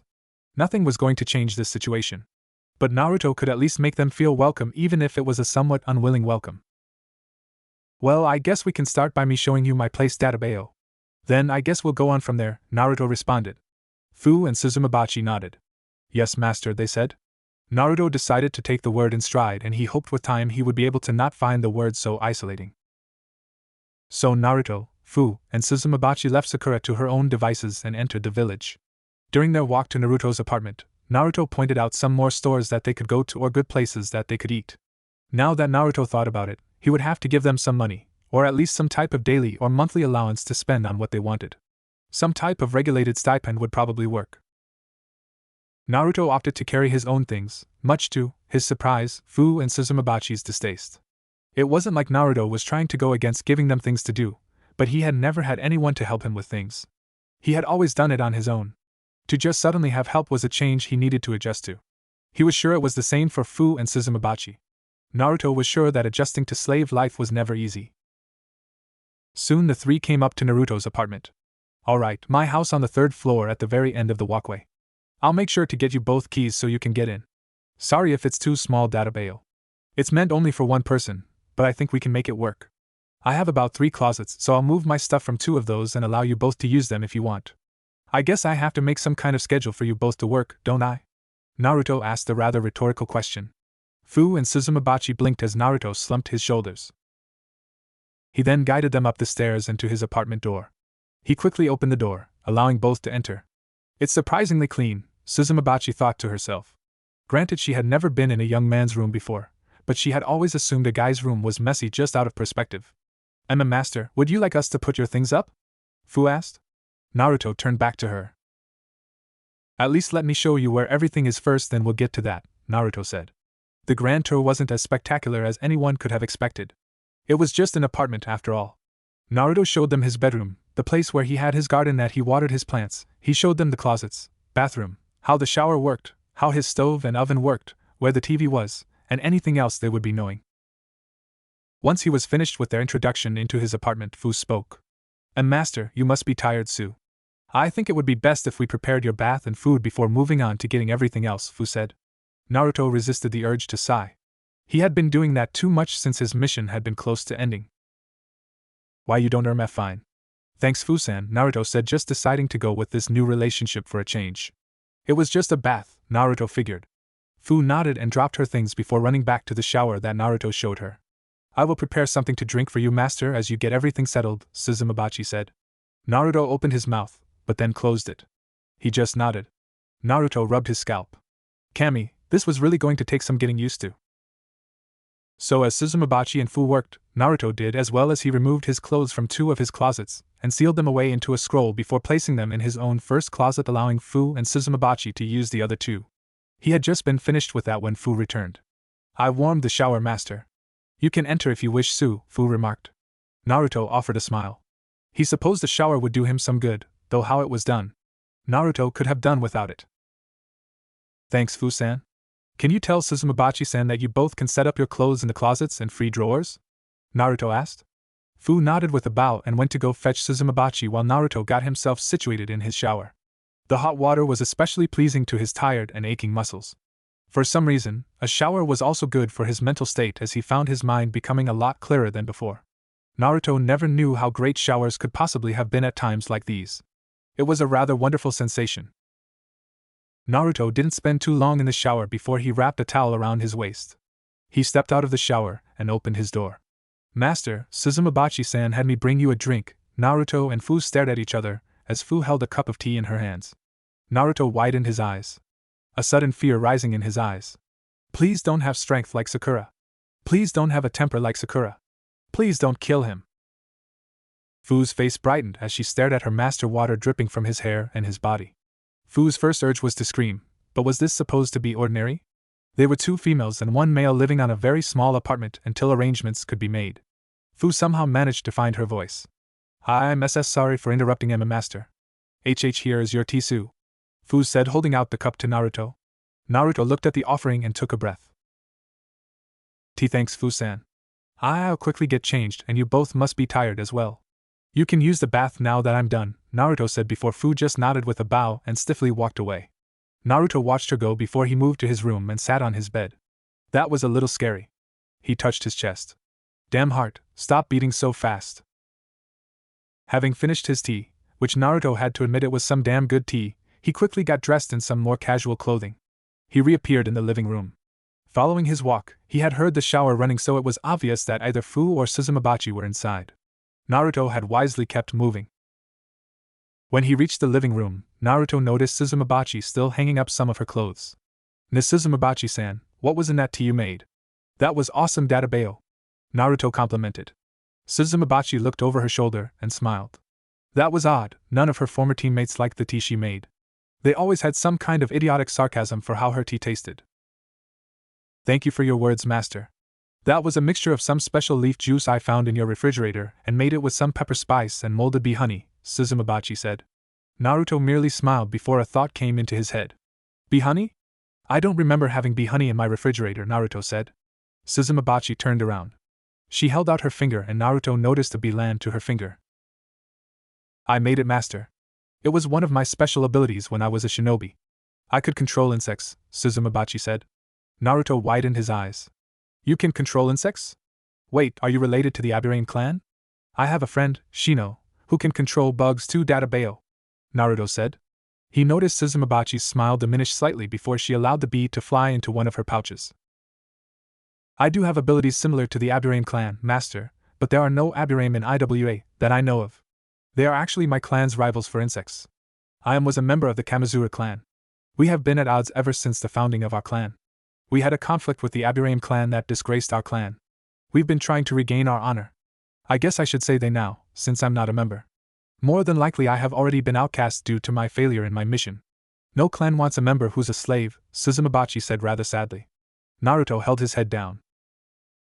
I'm sorry.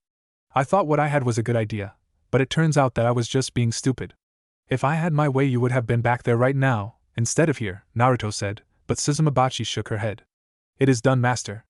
Anything I do is by your will now, Suzumabachi said. Naruto didn't know how to respond to that statement, but luckily he didn't have to as Fu came out with a fresh set of clothes. She glanced to Naruto for but a moment and Suzumabachi was certain that Fu's cheeks were a tad redder than they were before, but she didn't think on it as Fu spoke. The shower is yours, Suzumabachi-san, Fu said. Suzumabachi nodded and quickly took it over. Until Suzumabachi exited the shower, it would be a very long and awkward silence for Naruto and Fu, with Naruto taking up his time writing down something in a pad and Fu putting her own clothes in a closet. Both couldn't have been more thankful than when Suzumabachi appeared about half an hour later. The three quickly gathered around the table in the kitchen. All right, I wouldn't necessarily call these orders, but I would like to call them regulations. They are rules that I follow when I live here and I would like the both of you to do the same. I don't really know what a slave does typically, but I guess I separated it into 3 categories. We're partners and this is our home now, Databayo. We're going to make sure it's neat, Naruto said. Fu and Suzumabachi nodded. Naruto cleared his throat. For the first 2 weeks, Suzumabachi-san will handle the cooking and Fu-san will handle the cleaning.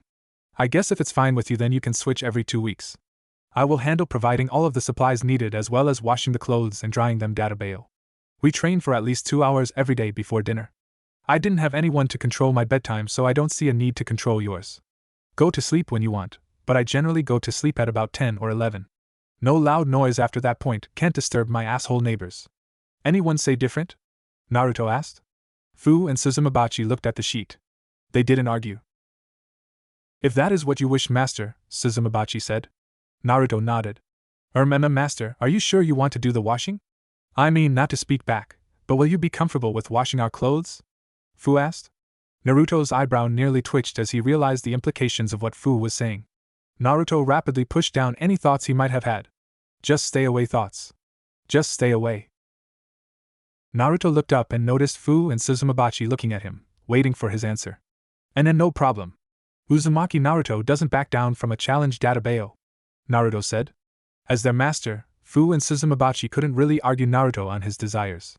They didn't have the right to do so, but given Naruto's attitude towards them they hoped he was as true to his word as he said he was. Once that was settled, Naruto gathered them all together once again. He quickly held up his wallet. For most of the money I got from that guy back in the woods I will give you both a portion over the months. A stipend if you want to call it that. You can do whatever you want with it. Just try not to spend it all. I will provide the major things, this is for you for your own enjoyment. 11,000 ryo to each of you, Naruto said, handing each girl a wad of the money that he had. Master, we aren't, Fu wanted to say, but Naruto stopped her almost immediately. I will do what I can to treat you both right, Databayo. I can't give you back your rights, but I can try to help you be happy with what you have. Just consider it like this, I, Uzumaki Naruto, order you girls to use this money as you want, Naruto said. Fu and Suzumabachi were sure that orders weren't supposed to go that way, but it was an order nonetheless. Both took the money and pocketed it away. So what now, master? Suzumabachi asked. Naruto grinned. Now we go get you both some beds. At the most those won't be delivered until tomorrow or the day after. After all, I need to buy some equipment. I'll let you both pick what you want. I don't care if you can or can't become shinobi, I'm going to make sure you two can defend yourselves. Well, I guess you are kunoichi, aren't you? You probably can, but my point still stands. Naruto exclaimed. Suzumabachi and Fu couldn't stop the smiles that came to their faces. Both nodded and quickly followed Naruto out of the door of the apartment and into the streets. If Naruto were honest, he was sure that Fu and Suzumabachi weren't putting much thought into their beds as he might have thought they would. He couldn't place his finger on it, but both had just gotten beds similar to his own. Naruto had those paid for easily enough, with the manager stating that they would be delivering along with the supports for them in about 3 days, which meant an extra day than what Naruto had originally thought. Naruto also got them some bedsheets that they wanted. They quickly left the store and made their way over to the shinobi supply shop. So you're both kunoichi. What ranks were you guys? Naruto asked. The green and brown-haired girls turned to him in relative surprise. I was still a genin master, Suzumabachi said. Naruto gave her a small look before turning to Fu. The Nanabai Jinchuriki scratched her cheek. Genin as well, Master Su. Though I was mostly kept isolated from some of my teammates, Fu said. Naruto nearly let out a snarl, but managed to rein it before it made itself known. He didn't like bringing up bad things. So you guys must know some cool jutsu, right? Naruto asked. Suzumabachi and Fu chuckled, despite themselves and their situation. Nearly everyone their age would have loved to learn more jutsu. Nothing too awesome, Su. My knowledge of jutsu is rather limited, but one of my sensei always praised my strength, Su. I have a limited ability to control some dragonflies and smaller insects. Not the best of abilities, Su, Fu replied. Naruto and Suzumabachi widened their eyes as Fu explained their abilities. Suzumabachi had never imagined that her fellow slave was also capable of incorporating bugs into her skill set. Whoa, any chance you guys could teach me to do that? Naruto asked. The walk was a little silent for a moment before Suzumabachi cleared her throat. I would say no, master, merely on the fact that I was a clan member and members of a clan aren't able to teach people outside of their clan their techniques. But I suppose I'm not a part of the Kamizuru clan anymore. Not many people enjoy bugs, master. Plus, forgive me for saying, but you do not seem like the type of person who would find this style of combat effective. I can't say because I have never seen you fight. I would better know if I had something to base it off of, Suzumabachi said. She was surprised her master didn't get depressed immediately. Naruto could understand that. It was essentially the same with the clans in Konoha. Well, we'll be meeting with Kakashi-sensei in the middle of next week. I'm sure he'll have us sparring a bit. I guess you can take a look then, Naruto said. Suzumabachi agreed. Naruto turned and noticed Fu scratching her cheek. Forgive me, master, but my abilities are more tied to my bijou than merely just Misu. I have it on instinct, not practice. It's not something I can teach, Fu said. Naruto just placed a hand on her shoulder. Nah, don't worry about it. I get it, Naruto said positively as the group continued walking. Finally, the master and his servants made it to one of the weapon shops. Naruto opened the door. Welcome to Higurashi Weapons. Can I help you? A feminine voice asked. Naruto looked up in surprise. He was sure he had heard the voice before. He was also sure he had seen this girl before. He thought he would have been hella sure that he remembered a girl with twin buns for hair, but for his life it wasn't coming to him. He just smiled and shook his head. We're only getting the essentials for now. We have small space, so we gotta make it count, Databeo. We'll sort through it, Naruto remarked. The girl blinked before she nodded. She shrugged her shoulders and returned back to the book that she was reading. Suzumabachi and Fu quickly moved through the shop. Suzumabachi picked up some kunai, tags, ink, and some other clothes. She doubted she would ever wear anything shinobi related again, but it was nice to have. Opposite of her, Fu had picked up some shuriken and some leg weights as well as a standard academy pack that anyone below genin could buy. Is this enough, master? Fu asked. The girl behind the counter widened her eyes as she looked up from her book. She noticed Fu holding a pack of saban in her hands. She watched Naruto look them over. Yeah, those will do, I guess. We can store them back in the house. I personally think saban are boring, but if you like them then go for it, Naruto said. The Nanabai Jinchuriki quickly agreed. The girl behind the counter frowned as she looked at Naruto. Either these guys were heavily into roleplay or there was something entirely wrong with this situation. Master, how many sets do you believe we will need? Naruto heard Suzumabachi call from her side of the store. It's on you, Suzumabachi-san. You probably know the amount better than I do, Naruto called back. The girl placed her book down and leaned her elbows on the table. Master, Is there a hidden meaning behind that I should know about? The girl asked, making Naruto stiffen. He turned back to see her eyes nearly piercing into his skull like a pair of kunai. Naruto didn't know how many people were experienced in this whole master-slave thing, but from this girl's tone, she didn't look amused by the situation. Though to be honest, it wasn't any of her business. At least it wasn't as far as Naruto was thinking it should be. It pained him, But he might actually have to pick up a damn book and read on the master's rights and the laws regarding slavery and slave labor, as much as he hated it. Don't get him wrong, it had only been a couple of days for him since the whole thing. He wasn't used to this stuff yet, but he was doing it in his own Naruto-ish way. Why are you asking? Naruto asked. The girl shrugged her shoulders. Color me curious, I guess. Not the most traditional friendship I've ever seen. Just intrigued, she said. Naruto had learned to read people growing up, or at least he felt confident in himself to be able to read civilians and genin-level shinobi. This girl was studying him, inspecting him even. Do I know you? Naruto asked. The girl gave a small grin. Dunno. Judging by your age, you graduated from the academy 2 or 3 months ago. We probably had some classes. Name's Tenten Higurashi if the name of the store didn't give it away, she said. Naruto looked at her. He did remember having studies with a weapon fanatic by that name, but she must have only been in passing. Oh, Naruto said. Tenten and Naruto stared at each other for a little bit of time before Tenten turned to see Fu and Suzumabachi talking. Never seen them before in this village, she said before glancing at Naruto. The blonde frowned and folded his arms. Yeah, that's because they aren't from Konoha. They just arrived today with my team, Naruto said. He noticed Tenten's eyes harden. Oh, I thought they were in the village cause I figured only close friends would joke around like that. However, you have to admit, it's a really poor joke, she said. Naruto glared at her. Suzumabachi-san, Fu-san, you can put everything back. We're leaving, Naruto called out. Fu and Suzumabachi looked up in surprise, but they noticed Naruto and the girl at the counter staring at each other rather harshly. Why do they have to leave with you? I'm sure you can leave on your own, Tenten replied. Fu and Suzumabachi could feel something happening between these two. They could see it in their master's eyes that he was a little crossed between difficult places. Fu and Suzumabachi quickly placed the things they had back before they started on their way to their master. None of that will be necessary. The tension broke as everyone heard a gruff voice speak from behind the counter door. Tu-san. I thought the furnace had to be cleaned, Tenten said as she noticed her father smirk. Well, it's been cleaned. Now then, Tenten, what have I told you about harassing the customers? The man asked. Tenten wilted at his words. She sighed angrily before giving a last look to Naruto. She then walked behind the door and shoved it out of her way. The man sighed before he turned to Naruto, Suzumabachi, and Fu. Name's Daichi Higurashi, kid. You'll have to forgive my daughter. She's a little headstrong for her own good, the man named Daichi said. Naruto glanced at him for a moment before he shook his head. Naruto didn't want any trouble.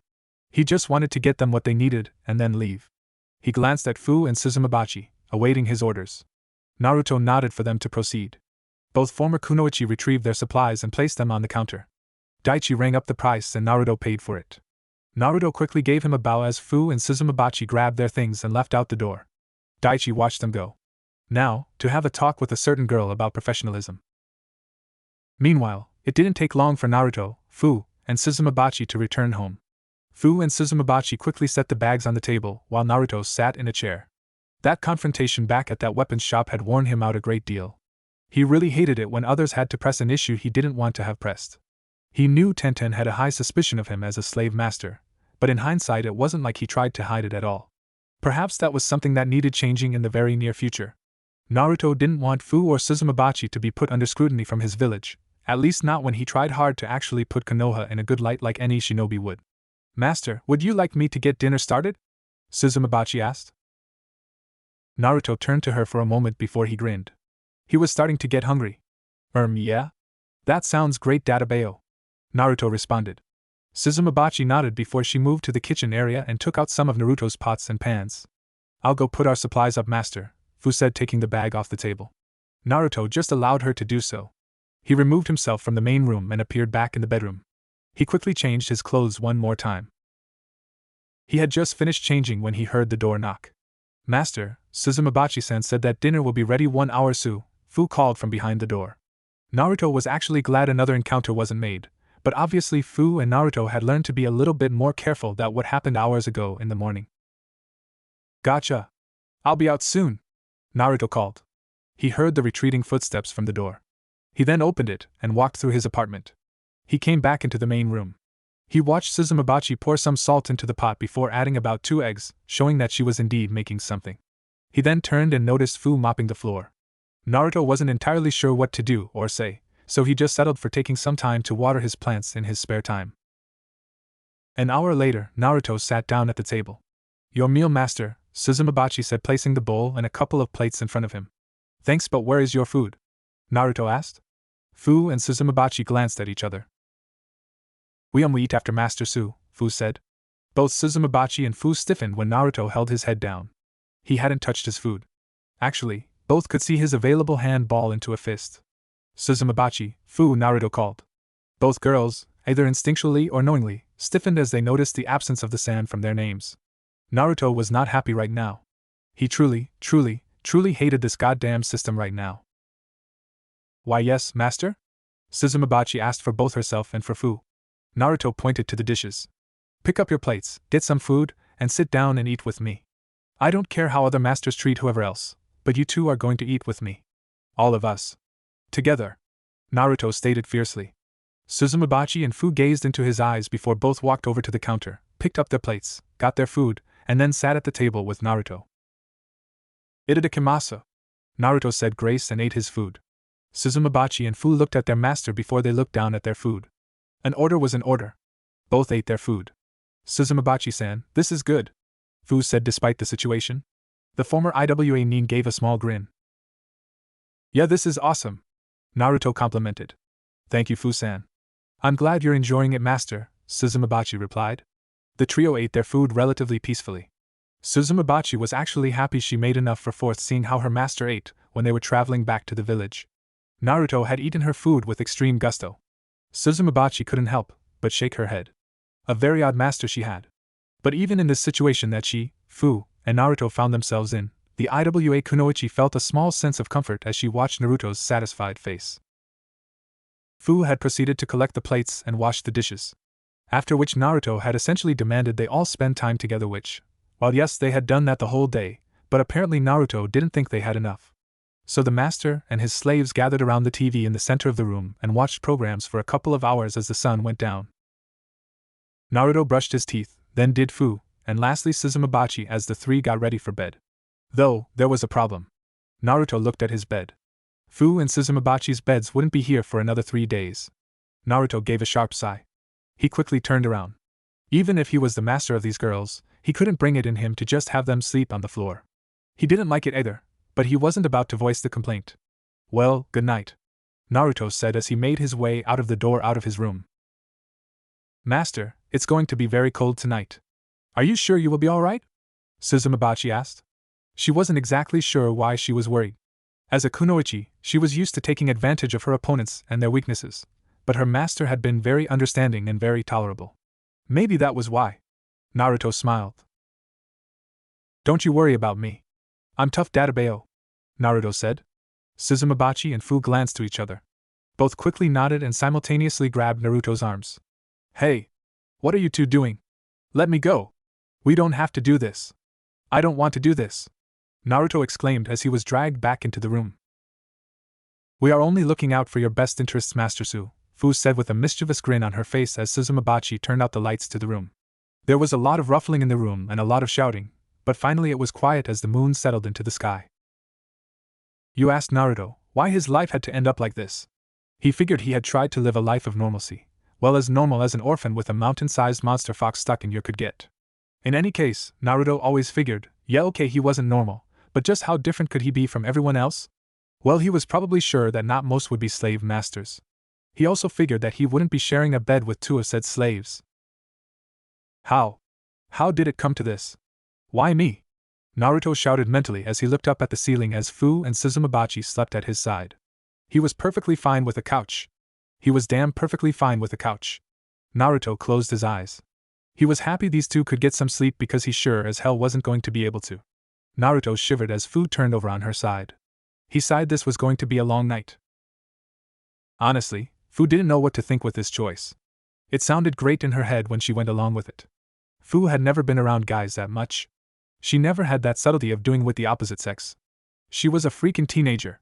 Plus, it wasn't like anyone in the village went out of their way to teach her these things. Naruto had been a much better master than Fu had thought. Fu's introduction into the world of slavery was rough. People had come for her in the night, blindfolded her, and bound her. She didn't remember how long she had been in darkness. She did know that she had a teacher of sorts. He often told her and other slaves their purpose in life, what they were made to do, and other things. It truly terrified Fu a lot. Being on that stage in front of everyone, humiliated, degraded, it had nearly destroyed Fu. One could imagine her surprise of her master when he revealed himself to be just a genin like herself. Even more so when he told her his intentions in buying them. She felt a measure of security. She felt a swell of gratitude in her body when Naruto claimed he tried to get her back into Taki, but Fu had known. She could smell it in the air, the smell of the material that made up Taki's uniforms. She didn't know who had done it, but she knew it was Taki. Fu had resolved to never go back even if she had to have her freedom restricted. This wasn't an ideal scenario, but it was better than Taki. Fu's opinion of Naruto? A much better draw than she could have hoped for. For all three it was a very uncomfortable situation. We never talk about this to anyone, Databeo, Naruto remarked. Fu swiftly nodded her head as Suzumabachi turned over. Understood, master, both said as all three fell asleep. The 3 days were trying for the master and the slaves, and after 3 nights of utter embarrassment the beds were delivered and Naruto had clones put the frame to the beds. He then had them move Fu and Suzumabachi's beds into his room. It was a definite tight fight, but Naruto was able to move them to the walls, giving everyone their separate beds. Granted, they all slept in the same room, but they were all sure that there couldn't have been any more embarrassment higher than those first 3 nights. Suzumabachi and Fu had learned a lot about Naruto in those 3 nights. Likewise for Naruto. He learned a lot of things he wished he could not have learned. Alright, here you guys go. Your keys, I ordered them 2 days ago.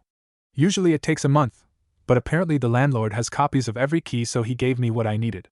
Don't lose them, Naruto said. Suzumabachi and Fu took their keys. Both nodded quickly. Fu placed hers away and so did Suzumabachi. So what now, master? Fu asked. Naruto scratched his cheek. He didn't have much of anything planned for the rest of the day. He was on break, so there was no need to do any training yet. He crossed his arms and adopted a thinking posture. Well, I guess what the first thing we can do is… Naruto didn't get much farther as a knock came to his door. He turned around, a little surprised. I'll answer it, master, Suzumabachi said as she moved and grabbed the door handle. She slowly opened the door. Naruto widened his eyes. Sasuke? What the hell are you doing here? Naruto asked. Kakashi sent me to get you, loser. We are to all meet at the training grounds as soon as possible. Hurry up and get it in gear, Sasuke said before he dashed off. Naruto watched him go, as did Fu and Suzumabachi. Master? Fu asked, but she noticed Naruto quickly move across the room and into the bedroom. He quickly grabbed his headband, a shinobi pouch, and his orange jacket. Master, what's going on? Fu asked as Naruto zipped up his jacket. Kakashi-sensei's calling us all off our break for some reason. We're going to find out. I want you guys to come with me, Databeo. I don't know how wide that guy who gave me this damn thing said when he meant village length, and I don't want to find out. Besides, the training grounds are outside of the village. I don't want to endanger your lives by doing this. Come on, Naruto said. Suzumabachi and Fu blinked, but quickly began to move as they made their way out of the house. They locked the door and quickly chased after Naruto.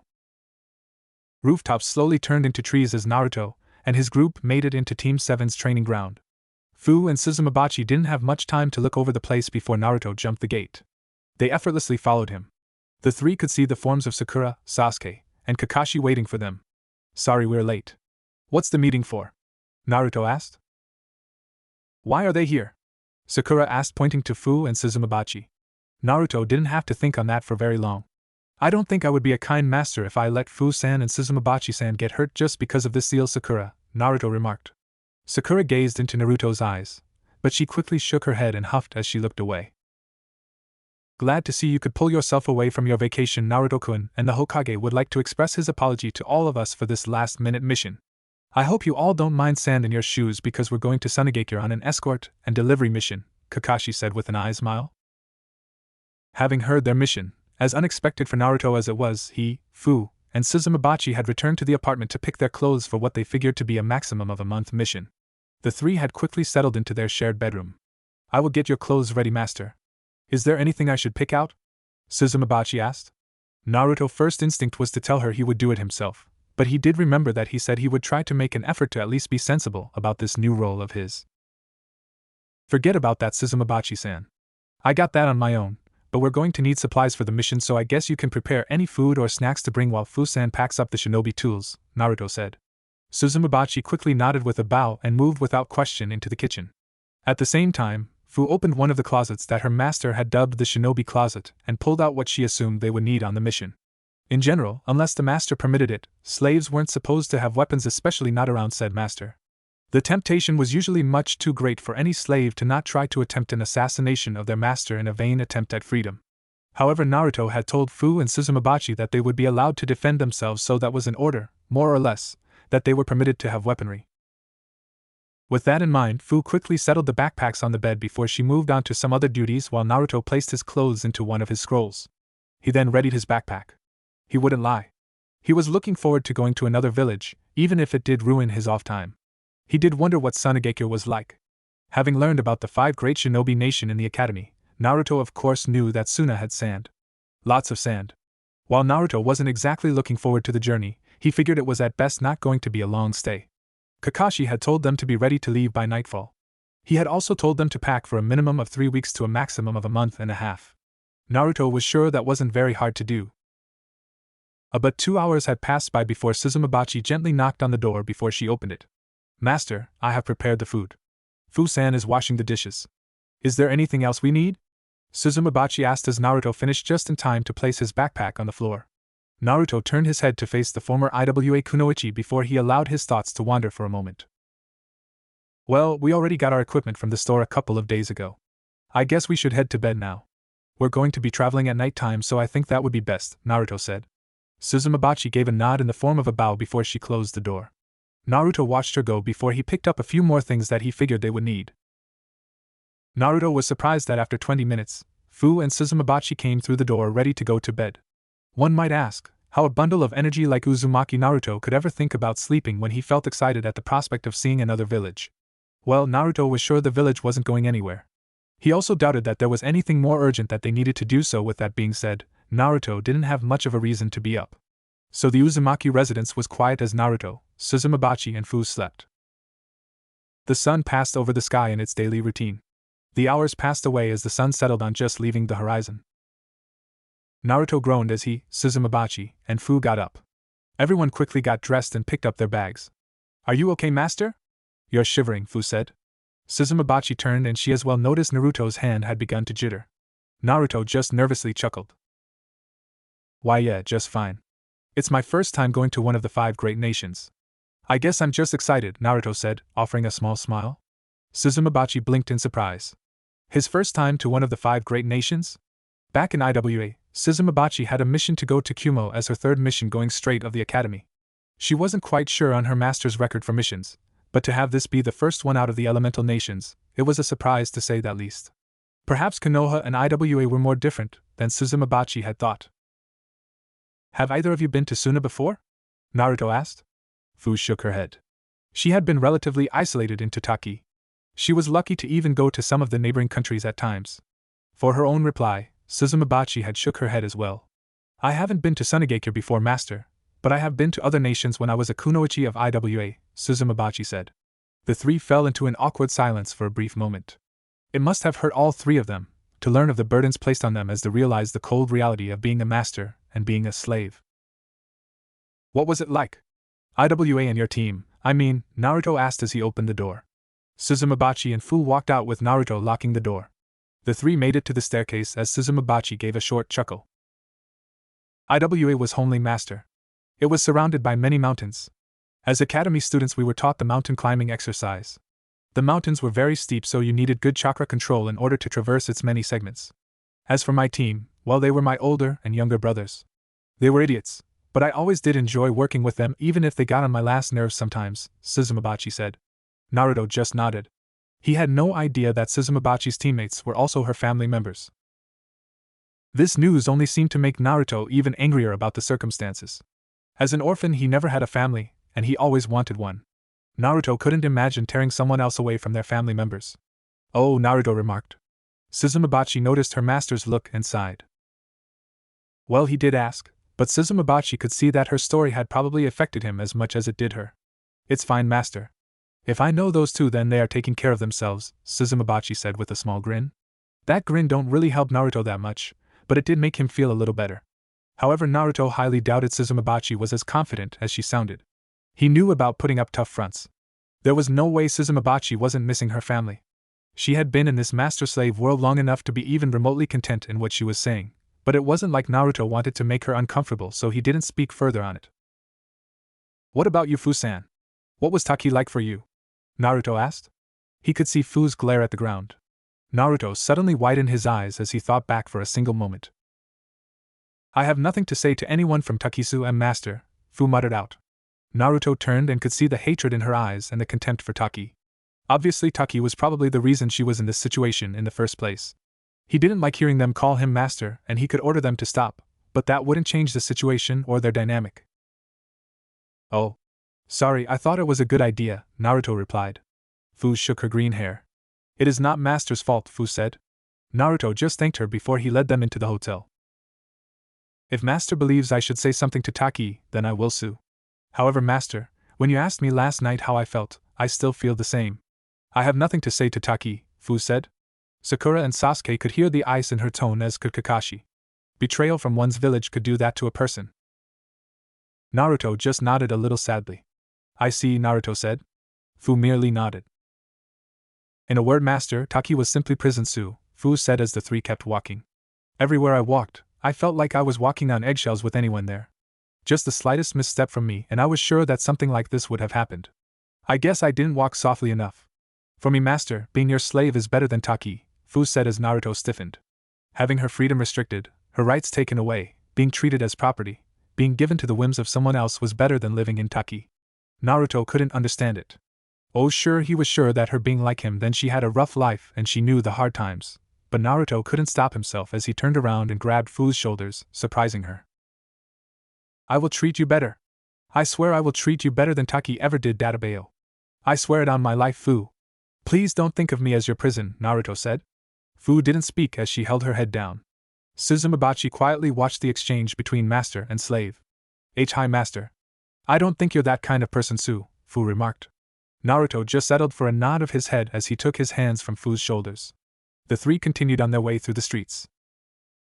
It hadn't taken their group long to make it to the large doors of Konoha, where they noticed Sasuke and Sakura patiently waiting for them. Hey Sakura, Sasuke, any idea what we're supposed to be delivering? Naruto asked. Sasuke craned his neck as he gave a sigh. Well, it's not like Kakashi gave us any other information regarding this mission. You would know that if you probably remembered to pay attention, loser, Sasuke said with his arms folded and his eyes closed.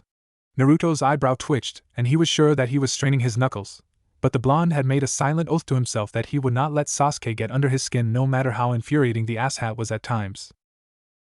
Gee, thanks for the info, team, Naruto remarked. Sakura leaned herself up from the wall. Naruto, we're going to be meeting Kakashi-sensei in a couple of minutes. Would it kill you to not antagonize for once? Sakura asked, slightly irritated. Naruto turned to look to Sakura for a moment before a small frown appeared on his face. Naruto gave himself a deep sigh. So, Naruto, Fu and Suzumabachi took their places as the team waited for their sensei, who had the notorious habit for being late. As one could expect, this situation was no different. The hue of the sunset was gone from the horizon as the moon settled. Fu found herself as she kicked a small stone across the dirt. Master, does your sensei always do this? Fu asked. She slightly jumped when Naruto's slightly annoyed look turned to her. Naruto took a moment to observe her posture and eased himself enough to answer her question. He slumped his shoulders. Yeah, and then he always makes up this lame-ass excuse for being late before we leave. Get used to it, cause I have a feeling he gets like this with everyone he meets, Naruto said. Fu merely blinked, but she gave a nod. She turned to Suzumabachi to see the former Iwa Kunoichi giving a hard sigh. You have a very traditional sensei, Master, Suzumabachi said. Naruto rubbed the back of his head and groaned. Was that what they called it? Finally, with anger that could fuel the flames of Hades for all eternity, the young members of Team 7 could see their sensei coming through the darkness. He walked up as nonchalantly as Fu and Suzumabachi remembered him walking when they were back in Taki. He appeared before the group. I'm not late, am I? Kakashi asked with a smile. What sensei is late by 3 hours? You've always been late by 2? Are you trying to break some new record now? Naruto asked. Kakashi's only response was to give another chuckle. He turned and noticed Sasuke and Sakura glaring at him harshly. Ah, the joys of being a jonin to a bunch of brats. Ma, just think of it as learning patience on an important stakeout mission which could take hours or even days. You wouldn't want the enemy hearing you, now would you? Kakashi asked. Naruto would have very much liked to retort against that, but he couldn't since Kakashi could have been right. What was worse was that Naruto was sure that Kakashi was trying to make this point with that damn eye smile of his. That still doesn't change the point that you were late, sensei. Sakura hissed a little quieter since it was night time. Kakashi shrugged his shoulders. Well, punctuality and all that requires that I attend. Well, shall we be going now? He asked. Sasuke leaned himself up from the wall. Hold on. You haven't even told us what we're delivering/escorting. What are you hiding? Sasuke asked with a suspicious gaze. Kakashi stared at Sasuke for a moment before the Jonin sighed. Well, as your commanding officer, it is at my sole judgment to reveal to you the contents of the mission, Sasuke. You should be happy I'm so willing to share. We're delivering a letter to the Council of Suna. Given that this is a C-rank mission, then I think we all know what to expect. So shall we get a move on? Kakashi asked. Team 7 nodded as they left the village with Fu and Suzumabachi in tow. The travel at night wasn't as thrilling as Naruto figured. If anything, since his days with Zabuza and Haku, he had been a little wary of the dark. Really, he wished he had a mobile hobby that he could take him with, much like Kakashi's reading of books. But would you really expect Uzumaki Naruto to pick up a book? Not. Oh yeah, Naruto.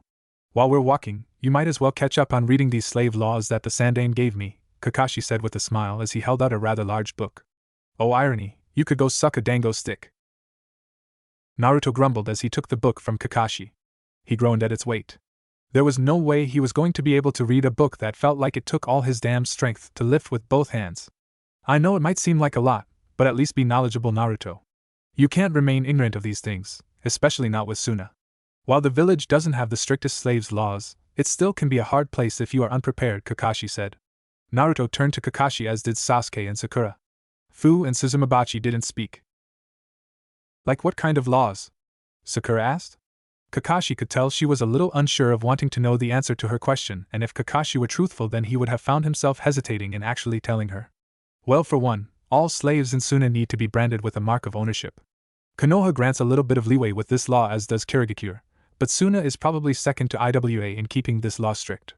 You might not see it on the visible parts of their bodies, but any slave you happen to see in Suna will be branded with a symbol of their master, Kakashi said.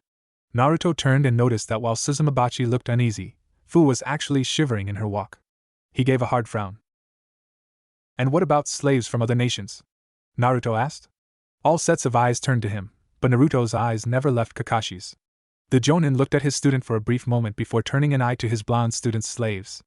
They were looking at Naruto in only something that could be described as disbelief, and yet there was probably also some measure of comfort in their eyes. Well, slaves by other masters from other nations are a little different. In your case, Naruto, you would be allowed to brand your slaves if you wanted, which I doubt you'll do to your own, but you will be required to pay a fee for them to enter in Sunagakure. Anything they do, anything they break, anyone they say something mean to, accident or not, will fall on you, Naruto. They are your property, thus it's your responsibility to maintain them, Kakashi said. Naruto felt like his throat was a little dry at these words. Kakashi didn't mean to scare his student, but this was the reality of the situation. You have need to worry, master. Fu-san and I will make sure to remain on our best behavior. We will not dishonor the face of our master, Suzumabachi said. Naruto stared at her for a time before he turned to Fu. She offered him a soft smile and a nod. She wouldn't do anything to drag her master's name through the dirt. At least not after the attributed kindness, despite the situation, he had given them. Naruto smiled. He supposed that was good enough. He trusted the two to keep their word. I know you guys won't. I promised that I would treat you both right, Databayo. No one's touching you so long as I've got a say in it, Naruto said with a thump of his chest. Suzumabachi couldn't stop the light chuckle that escaped her lips, but Fu was a bit more expressive as she had her hand over her mouth to stop her chuckles. Kakashi shook his head as he watched the three interact. They looked like they would be just fine. So with that out of the way, Team 7 continued through the darkness and on their way towards the village hidden in the sand. Their footsteps on the dirt path were blown away by the wind of the night air as the day's events ended.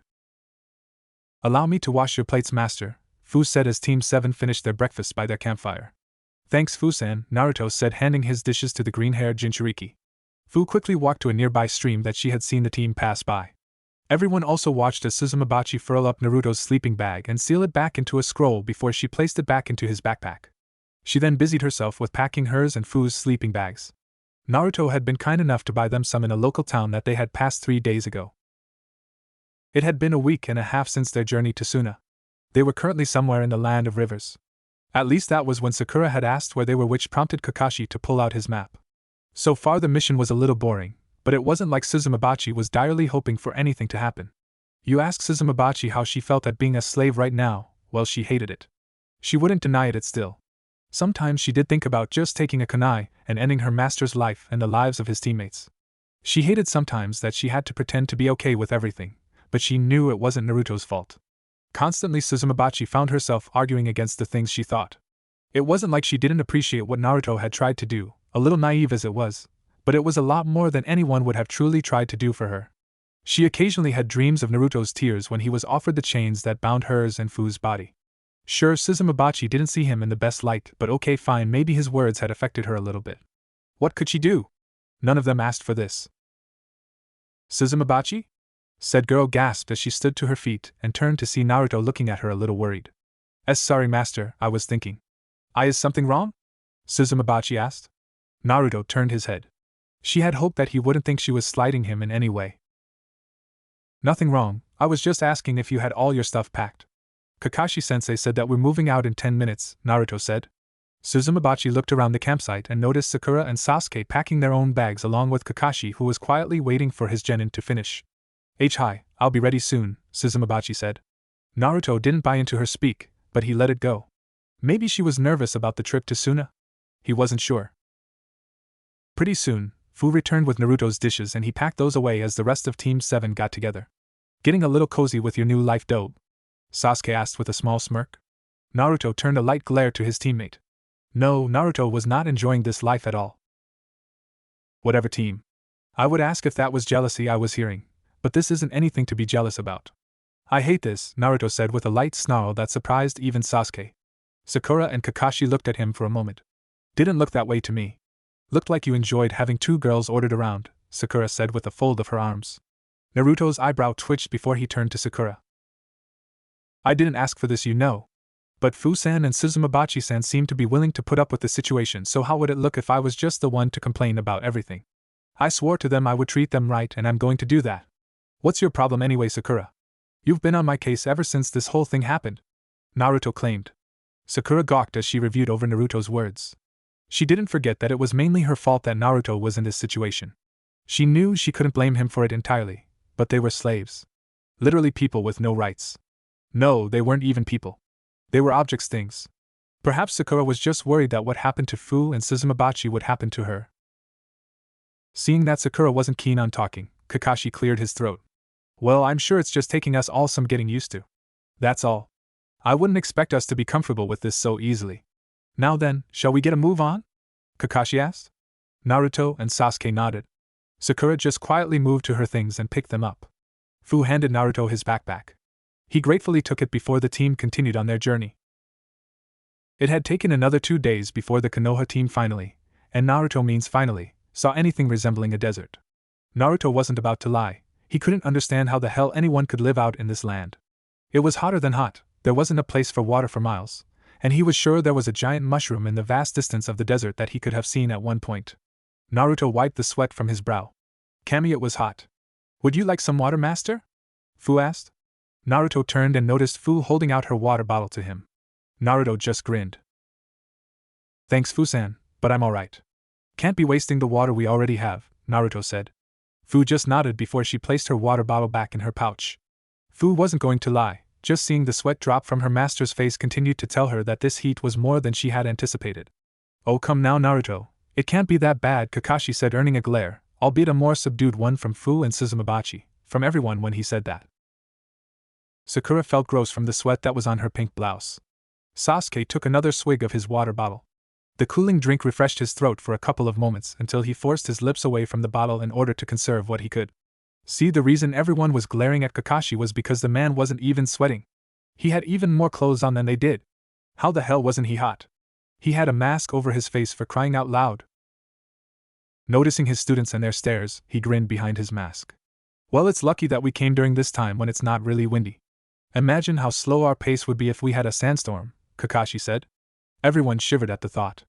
And just imagine all the dangerous animals under the sand just waiting to devour us whole if we so much as take one unneeded step. We could be walking to our deaths right now, Kakashi said with another grin. Master, can I poison his meal? Suzumabachi asked into Naruto's ear. By Kami, himself, Naruto was really debating Suzumabachi's question, especially when he heard Kakashi giggling to himself. Team 7 continued through their treks through the desert as Kakashi suddenly got a fascination with the many morbid things that could potentially happen to the group on their way to Sunagakure. Truly the limits of Naruto's patience were tested.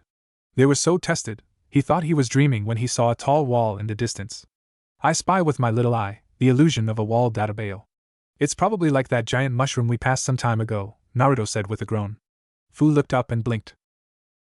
Either Master and I are having the same illusion, or that really is a wall-su, Fu said. Naruto rubbed his eyes as did Sakura and Sasuke. Suzumabachi smiled. Freakin' finally. Kakashi was the only one who didn't share in the joy. He had lost his amusement for the trip. Oh well, they all had to return to Konoha at some point. As Team 7 came up to Sunagakure, Naruto couldn't help but admire the large stone walls as they got bigger and bigger, no doubt forming a large wall around the village like a protective natural landscape. A part of Naruto was a tad nervous at the idea of heading into Sunagakure, especially after learning what Kakashi had told him about the village, but he would just have to make the best of the situation. He would have to do so not just for himself, but also for Fu and Suzumabachi. He would protect them both. He had sworn it. As Naruto and the rest of Team 7 came up to the entrance of Sunagakure, they were instantly met with 2 Sunagakure Chunin decked out in their village's colors of light and dark brown vests. Halt! State your business here, the Chunin said in a gruff, hard voice. Naruto, Sasuke, and Sakura quickly pulled themselves to a stop while Fu and Suzumabachi made their attempts to not be as profound as they probably looked. Kakashi quickly asserted himself and cleared his throat. Team 7 from Konohagakure. Genin Uzumaki Naruto, Haruno Sakura, and Uchiha Sasuke under Hatake Kakashi. We are here on a delivery mission to the Council of Suna, Kakashi stated. The 2 Chunin glanced at each other. The one at the right suddenly turned his eyes and noticed Fu and Suzumabachi of the little group. Fu shrunk beneath the man's gaze. Truth be told, Suzumabachi wasn't feeling expressly confident either. And those 2? What is their purpose? The one at the right asked, pointing his gaze to Fu and Suzumabachi. Kakashi followed his gaze and landed on them for just a moment before he turned to Naruto. Naruto took a step forward. "Titi, they are with me. They're my slaves," Naruto nearly croaked out. Just saying that still felt him with an uncomfortable urge to vomit, but he had to get it over with. The 2 Chunin blinked for a brief moment before the one to the left held out his hand. "Show us your master seal," he said. Naruto quickly obeyed and held up his right hand, which showed the seal. Whether by organization or not, every master seal by slave organization was different. There were those from cheap organizations and others from highly priced organizations. One could imagine both Chunin and their surprise when they looked at Naruto's seal. The Crescent Sun? How could a boy at Genin no less afford slaves from that organization? The Chunin asked himself before he pulled back. "Slave papers," he said, holding out his hand. Naruto quickly rummaged through his backpack. Kakashi had heavily advised to Naruto that he always keep those papers on his person wherever he went. They were just as authentic and legal as his seal was. It was a good thing Naruto had taken that to heart. "Is it really that big of a deal if he doesn't have the papers?" Sakura asked. Kakashi sighed. "Unfortunately it is. While his master seal is the real deal, I'm sure that Suna would be a bit stricter on his slaves if he didn't have those papers. Those papers are a good identifier of who is being let into the village and under what pretenses. I imagine the tax for Naruto to have his slaves in Suna would be a lot higher than what he will get now," Kakashi said. Sakura shivered as Sasuke watched the interaction. Fu and Suzumabachi were quiet during the exchange. Naruto quickly produced his papers and showed them to the Chunin. The man looked them over before handing them to his partner. Both looked them over before they nodded and handed the papers back to Naruto. "There is a tax for letting foreign slaves in Sunagakure. 10,000 ryo per slave," he said. Naruto widened his eyes as did Sakura. "What? That's not fair," Sakura said, but Kakashi quickly stopped her with a hand on her shoulder. "This isn't Konoha, Sakura. This is Sunagakure, and it's their laws and their rules. We can only comply," Kakashi said. Sakura simmered down and frowned as Naruto just looked at the 2 guard before pulling out his wallet. It's not like 20,000 ryo was going to be much of a dent against him from the money he had robbed of that guy he struck back in Taki. Let them take it. Naruto hoped they choked on the money. The men counted the bills before putting them away. Having your slaves unattended in another village is usually uncommon for slave masters. "Would you like them branded?" he asked. Naruto wasn't sure, but something in the way the man at the right said that had made him uneasy. Almost as if he was looking forward to Naruto's acceptance. Well, Naruto wasn't about to give him the satisfaction. "No, I don't need them branded. I trust they'll be fine on their own," Naruto said, turning back to Fu and Suzumabachi, a small smile his easing of their worries. Fu and Suzumabachi only gave small smiles and bows in return. The Chunin merely snorted. Yeah, alright brat. Just know that if they cause any trouble then you're in trouble as their master. Other than that, you may enter Konoha Shinobi, the Chunin said. Kakashi quickly thanked the Chunin as Naruto made his way back. Are you okay, master? Fu asked. Naruto just smiled. Just tired, Databayo, Naruto remarked back. It was true, between the walk and that talk just then, Naruto already felt worn out from the day. Well, you're in luck, Naruto. We'll be staying for a little while. I'm sure you'll get your rest, Kakashi said. Naruto snorted a reply as the team walked through the narrow corridor of Suna's walls before finally entering the village. Kakashi could honestly say he was amused at the looks of awe on his team's face. Not even Fu and Suzumabachi could hide some form of surprise from their faces. They watched people walk through the village hidden in the sand. Don't let any sand get caught in your mouths, you five, Kakashi said. The genin and slaves closed their mouths, a little embarrassed to be caught that way. Naruto looked over the village. It was definitely sandy, but the way that they had sand sculptures for houses was actually rather interesting in Naruto's eyes. He couldn't understand how so many people could wear that hot clothing, but he was sure it was because they were accustomed to this arid temperature. So what do we do now, Kakashi-sensei? Sakura asked. Kakashi gave a light smile. Well, first we go check into our hotel and then we do our mission. Now we are in another village, so let's try to keep a professional attitude and represent our village well, Kakashi said. Sasuke snorted while Naruto rolled his eyes. Sakura just groaned to herself. No one believed the Jonin's words at all. But who were they to complain? It was odd how fast they were able to grab a hotel and get their stuff settled. Well, perhaps for Naruto it was better to say that Fu and Suzumabachi got his stuff settled, though he had tried to tell both that they would do it together. Naruto could only sigh. Sometimes he wondered if Suzumabachi and Fu were doing this on purpose just to mess with him. Unfortunately, Naruto couldn't enjoy the Suna experience for very long as Kakashi gathered Team 7 together to go to the Council of Suna. Naruto could only groan. This wasn't as exciting as he hoped it would be, but he quickly let it go. Leaving, master? Fu asked as Naruto opened the door. He gave a nod. Yeah, we're gonna complete the mission and go to the council. I'll be back soon. I guess you guys can do what you want until I get back. I think I'll be gone for maybe an hour or two. Just be careful, okay guys? Naruto asked. Fu and Suzumabachi nodded. Both bowed as Naruto waved a goodbye and then closed the door. So what now? Fu asked. Suzumabachi turned. I guess we're free for right now. We could look around. When I was in IWA I often heard that Suna has some good books. I guess I can find something to read, Suzumabachi said. Fu blinked and she openly groaned. She hated reading. It was so boring. Suzumabachi grinned at Fu's mood. And what do you like? Suzumabachi asked, placing her hands on her hips. Fu pouted. Movies, she said a little sheepishly. Suzumabachi rolled her eyes. She supposed they could stop by a video store if they really needed to as well. Meanwhile, Naruto finally caught up with his team. Kakashi-sensei, you said that we should anticipate being away for a while, but other than our walk here it's been rather uneventful. Why are we staying in Suna if we're just making a delivery? Sakura asked. Kakashi turned to her. Well, this is to the Council of Suna after all. I would imagine that they will hand us a reply to give back to our own council. Also, we have to worry of the way back as well. We were fortunate to not come across any problems on our way over here, Kakashi said with a smile. Sasuke gave a hard glare. One that Naruto easily noticed. This is a C-rank mission. What should we have been concerned about? Sasuke asked. Naruto supposed that was true. The mission was actually easy by the last couple of missions. If his team's track record for having a mission more difficult than the rank said it was, could have been anything to go by. Kakashi only gave a small smile. Well, if our last mission was anything to go by, then there is actually a lot we need to be concerned about. But maybe our luck is finally beginning to take shape, Kakashi said. Naruto snorted. Yeah, right. Naruto and his team, with some time, had made it to the Kazekage mansion. Stop right there. Who are you and what do you want with Kazekage-sama? A man asked from the side. Kakashi quickly came up to him. We have a deliver for the Council of Suna from Konoha, Kakashi said, holding up the letter. The man narrowed his eyes at the Konoha shinobi for a moment. Naruto took the moment to observe the man. He was a very tall man. He had two distinctive, red markings on the right side of his face, the only visible part of his head, with the rest being covered by his turban-like headgear and by a sheet hanging from it on the left side of his face. He donned the standard attire of a Sunanin, complete with a forehead protector and flak jacket like Naruto had seen many of the other shinobi in this area dress. Naruto could tell somehow. He didn't know how, but he could tell this man was on Kakashi's level, perhaps a par or two below it, but Naruto could feel the man's strength. Naruto didn't know it, but the same could have been said for Sasuke. He was staring at the man a little harder than he perhaps intended. He could feel a strange chakra radiating from the man. Perhaps Suna wasn't as weak as his father had told him about those couple of times. This man was the real deal.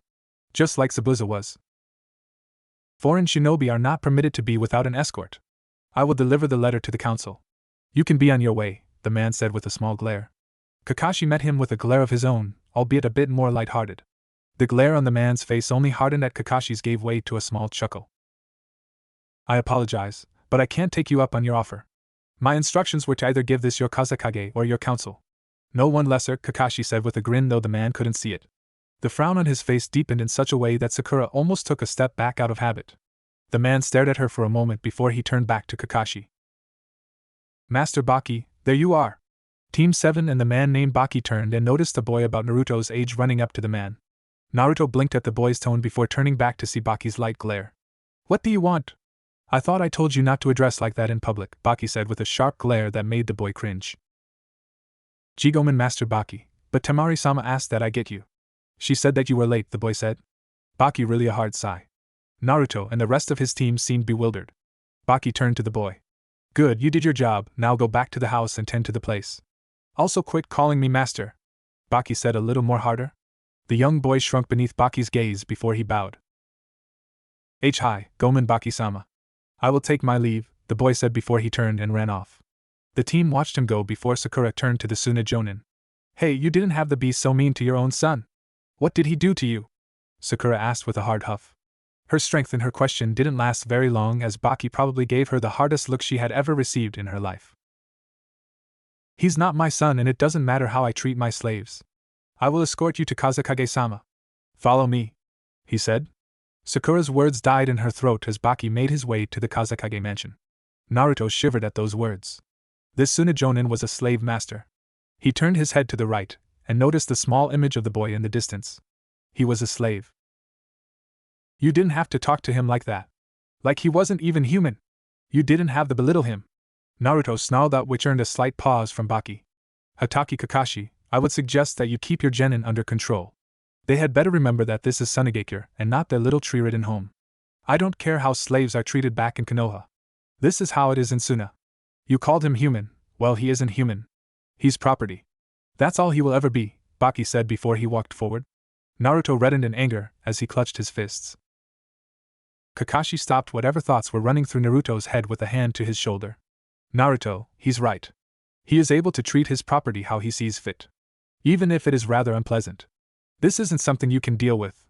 You can only toughen up and let it go, Kakashi said.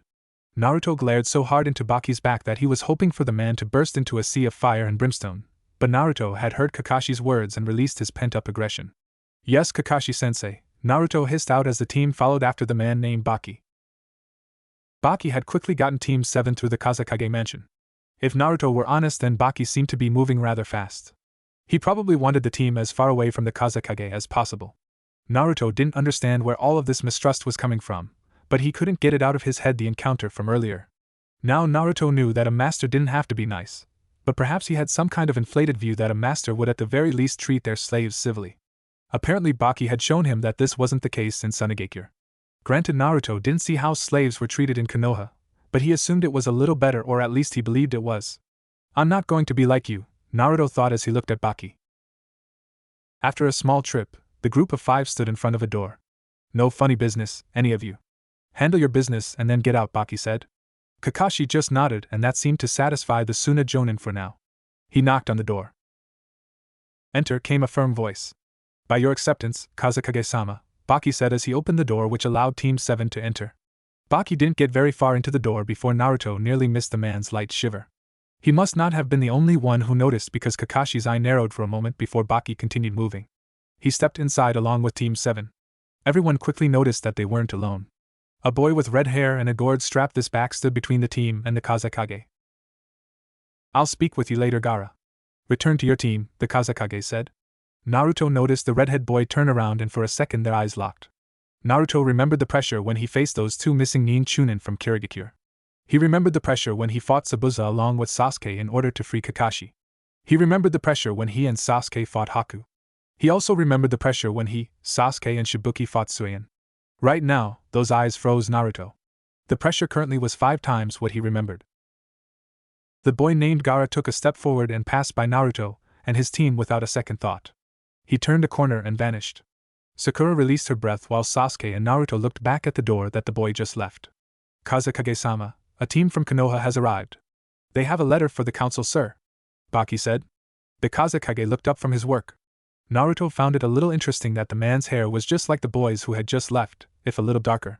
Sheesh, by the man's stern expression, he looked like had never smiled a day in his life. You are dismissed, Baki. Good work, he said. Baki merely gave a salute before he turned around, gave one last glare to Kakashi and his team, and walked out of the room before he closed the door, which left the Kazekage and Team 7 alone. Or so it probably seemed. So to what do I owe the honor of having Konoha shinobi in my village? You have a letter for my council and myself. No doubt from your own council, I would assume. Why should I accept your letter after this strait you've put my village in? You're rather far away from home, aren't you? He asked. Sakura gave a sharp gulp while Sasuke narrowed his eyes. Naruto just folded his arms while Kakashi cleared his throat. We meant no disrespect in this letter, Kazekage-sama. Konoha has learned of Sanegakure's situation, and we wouldn't be so uncouth to think you need any sympathy for your situation. However, our Hokage has felt that while the Wind Daimyo's decision was unexpected, we are still abiding by a treaty between our nations, and no treaty can stand without some form of goodwill. That's why we have been sent to give you this letter, Kakashi said as simply and smoothly as he possibly could. The Kazekage gave him a hard look. He then looked at the copy ninjas Genin team. A civilian girl, a Uchiha, and a boy with an odd presence. He stared at Naruto for a time. Am I seeing things? There were no rumors of the Yondaime having a child, the Kazekage thought to himself before he shook his head. He looked back to Kakashi's stare. Well, you'll forgive me if I'm a little skeptical of your intentions. But I suppose I can't slight much against Konoha since they came all this way here. Have the blonde genin give it to me, the Kazekage said. Soon all eyes landed on Naruto. Sasuke, Sakura, and Kakashi looked at Naruto in surprise. Naruto looked a little shocked as well. What? Why me? Why do I have to do it? Naruto asked. The Kazekage gave a hard glare. I'll tell you simply. Because I don't trust your sensei. That is all there is to it. Unless there is a reason you can hand it to me, he said with a snort to add. Naruto's eyebrow twitched as Kakashi rubbed his hair and internally sighed. How complicated. Well, looks like you'll have to give him the letter, Naruto, Kakashi said, handing the blonde the scroll. Naruto gawked in Kakashi's face and at his sensei's eyes smile. Naruto gave Kakashi a light frown before he pulled up his hand and grabbed the letter. He then turned to the Kazekage and walked up to the man. Naruto's eyes and the Kazekage's eyes never left each other. Naruto couldn't be sure, but he actually felt like he was being probed right now. It was almost like every strength or weakness that he ever had was laid in front of the most powerful shinobi in Suna. Yet Naruto could get nothing from this guy in front of him. It only showed the gap in experience. Naruto appeared before the Kazekage and held out his hand. Here, Naruto said, holding out the letter. Naruto, be more respectful to Kazekage-sama, Sakura hissed out. Naruto didn't seem to be listening to her as he and the Kazekage stared at each other for a moment. The Kazekage took the letter into his hands. Good. I will review this with my council at a later date. Until then, you are welcome to enjoy Sanegakure until we give you our reply. You can show yourselves the way out, the Kazekage said. Naruto resisted the urge to snarl, be grimaced. A sudden burning sensation raced through his arm. He quickly looked down and noticed his master seal burning. Kyuso, Naruto said before nearly shocking everyone as he charged for the door. Naruto! Where are you going? Kakashi asked as Naruto pulled open the door in rampant haste. The Kazekage raised an eyebrow as Naruto turned around, fear evident on his face. Something is happening to Fu-san and Suzumabachi-san. I gotta go. Naruto nearly shouted as he ran past the corner and pushed a couple of people out of the way. Sasuke and Sakura glanced to each other, but neither wasted any time in running after Naruto. Kakashi wasn't very far behind. The Kazekage watched the team leave before a shinobi appeared behind them. Investigate. Interfere if needed, he said. The shinobi gave a nod. At once, Raza-sama, the shinobi said before they vanished into the wind. Raza looked back at his closed door before he moved into his work. So Konoha had a living secret as well? Now this was a surprise. Not like it would truly change anything regardless of the fact. He quickly signed a document, but a small smirk made its way to his face. Perhaps he could find some use for this group after all. Meanwhile, Suzumabachi pulled Fu back and growled as Asuna Genin gave them both a hard look. I'm just saying that you slaves should remember to watch where you're going. You almost pushed me down. What kind of master do you have that can't even discipline you? The least you could say is sorry for bumping into me. He snarled as Suzumabachi and Fu gave him looks of their own. Why should I say sorry to you? You're the one who bumped into me. We were minding our own business, Su. Fu argued back as the Suna Genin gave a light grin. Obviously you aren't from Suna or you are new here, but slaves aren't meant to talk back to regular folks without their master present. Someone should discipline the both of you, he said with a growl as he slowly began to unwrap the figure that had been tied to his back. Fu gasped as Suzumabachi frowned. Alright, fine, we're sorry for bumping into you. Can we drop it now? Suzumabachi asked as the Suna Genin snorted. Like I'll accept your little apology now. You can say sorry while I discipline you since your master won't. He growled. Suzumabachi growled as she reached into her pouch and pulled out a kunai. The Suna Genin seemed surprised for a moment before he grinned. Oh, you really don't want to do that? Any slaves in Suna carrying a dangerous weapon is instantly confined and detained, especially against the village's shinobi. That only shows me that you really must not be used to things here, he said as Suzumabachi growled. My master gave me one right. The right to defend myself, no matter the situation. Suzumabachi argued back as the Suna Genin growled. Then you'd better defend yourself well, bitch, he shouted as Suzumabachi watched the wrapped figure behind the cloth charge at her. Suzumabachi gave a sharp gasp as she tightened the grip on her kunai. A flash appeared across her face as two sets of feet bashed against the wrapped figure, which sent it into the ground with a crash which picked up dust. The Suna Genin seemed surprised for a moment as the dust cleared. Fu and Suzumabachi opened their eyes, and their surprise couldn't have been more obvious as they saw Naruto standing between them and their assailant. Who the hell are you? The boy asked before he noticed the Konoha headband. Naruto gave him a sharp glare before he turned back to Suzumabachi and Fu. You guys alright? You're not hurt, are you? Naruto asked as he checked both for injuries. Fu seemed to get out of her surprise the fastest as she felt a small well of comfort seeing her master's face. We're fine, Master Su, Fu responded. Naruto gave a grin and a sigh of relief. Awesome, then I got here just in time, Naruto said with a smile. You did great, Suzumabachi-san. I'm glad you both remembered what I said, Databeo. Naruto remarked as Suzumabachi slowly nodded. She slowly placed away her kunai as Naruto turned around and glared at the Suna Genin. I'm Uzumaki Naruto, the master of these two. Who are you and why are you attacking them? Naruto asked angrily as the Suna Genin gave a look of surprise. So, they really weren't from Suna? So you're their master? No wonder they don't have any manners with a shorty like you. Your little girls bumped into me and didn't even apologize, he said while Naruto snorted. Well then I guess you suck as a genin if you don't even have the awareness to avoid getting bumped by others, Naruto instigated. The Suna Genin growled as his finger twitched. Watch it, punk. You don't know who you're messing with, the boy growled. Naruto folded his arms. Wrong, you're the one who doesn't know who he's messing with if you attack our teammate. I would suggest you watch your step. Naruto, Suzumabachi, and Fu turned around to see Sasuke and Sakura walking in from the distance. The Suna Genin frowned. Well, it's the other tree huggers. You Konoha shinobi always couldn't handle anything on your own, always needing your little friends to back you up, he said as Sakura growled. Sasuke and Naruto hardened their frowns. Well, if that's the case, you're more than welcome to attack us. We'll just report it back to the Kazekage who we just left from. Attacking foreign shinobi on a diplomatic mission could make things worse off for your village, couldn't it? Sakura asked. The Suna Genin snarled for a second. He definitely saw what the Kunoichi was trying to do, and he hated that it was working. There you are. Oi Kankuro, what the hell are you doing? The Suna Genin grimaced as he turned around and noticed a blonde-haired girl walking up to him. Don't get involved, Tamari. I'm about to show these tree huggers not to start shit they can't finish in our village. The genin named Kankuro growled as Tamari turned back to the group from Konoha. She then sighed and smacked Kankuro over the head. I don't care about your issues. Work them out later. Baki-sensei is looking for you. He sent me to get your dumb butt. You always don't want to piss off Gaara, do you? Let's go, she said as she grabbed Kankuro's ear and pulled him off despite his complaints. As she walked off, Tamari gave one last look to Uchiha Sasuke and Uzumaki Naruto. She snorted before she and Kankuro turned a corner and left. The team watched them leave before Naruto released a breath. You guys sure you're okay? He asked one more time. Hi, Master. Sorry that we involved you. We didn't mean to cause any trouble, Suzumabachi said, but Naruto waved her off.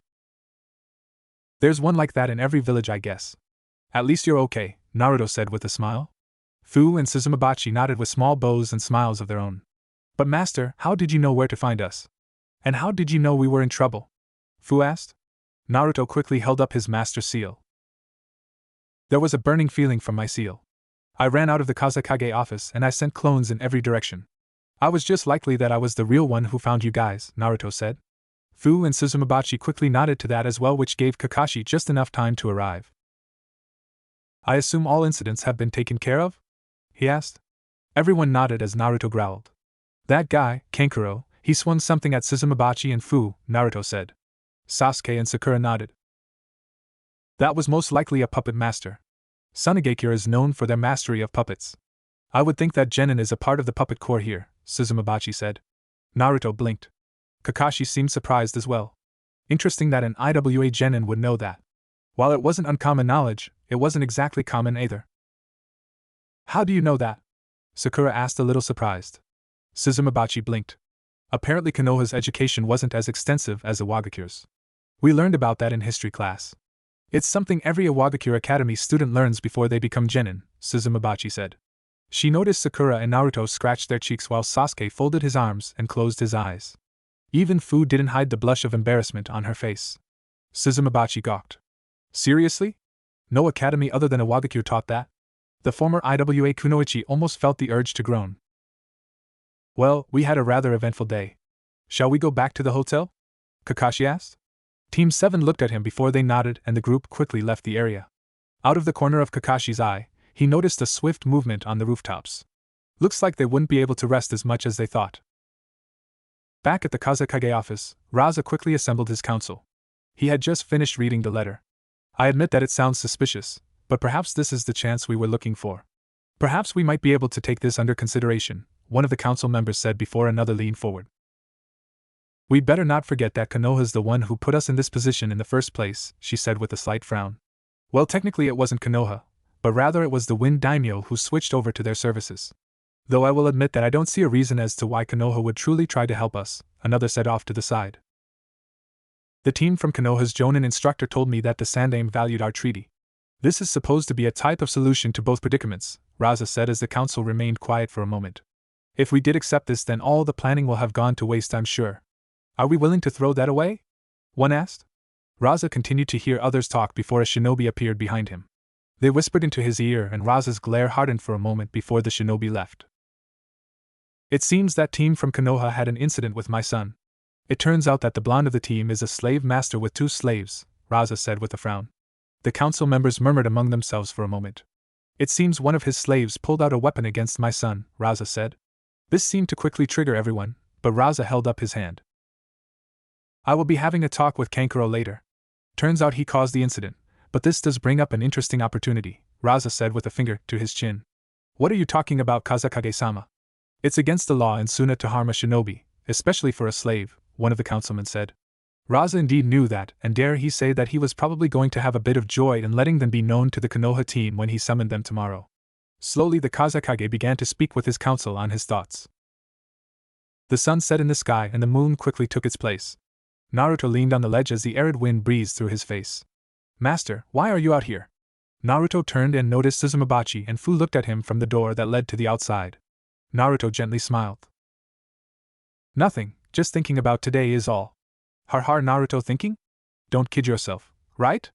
Naruto asked, but he only noticed Fu and Suzumabachi looking at him. Master, you receive insults regularly? Fu asked. She had noticed how his teammates had treated him.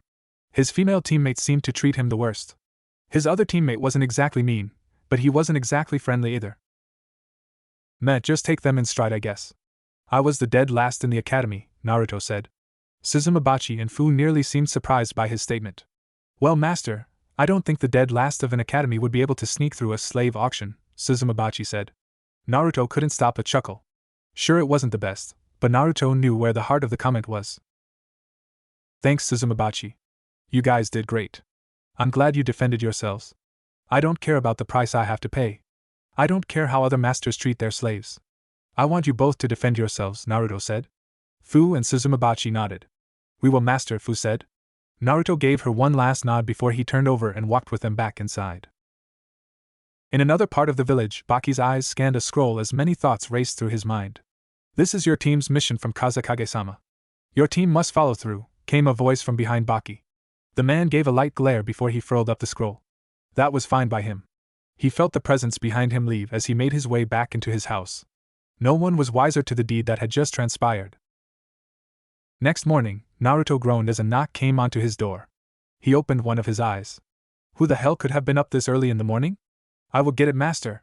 Naruto groggily heard Fu say as she leapt from the bed that she and Suzumabachi were sharing as Naruto slept in the other one.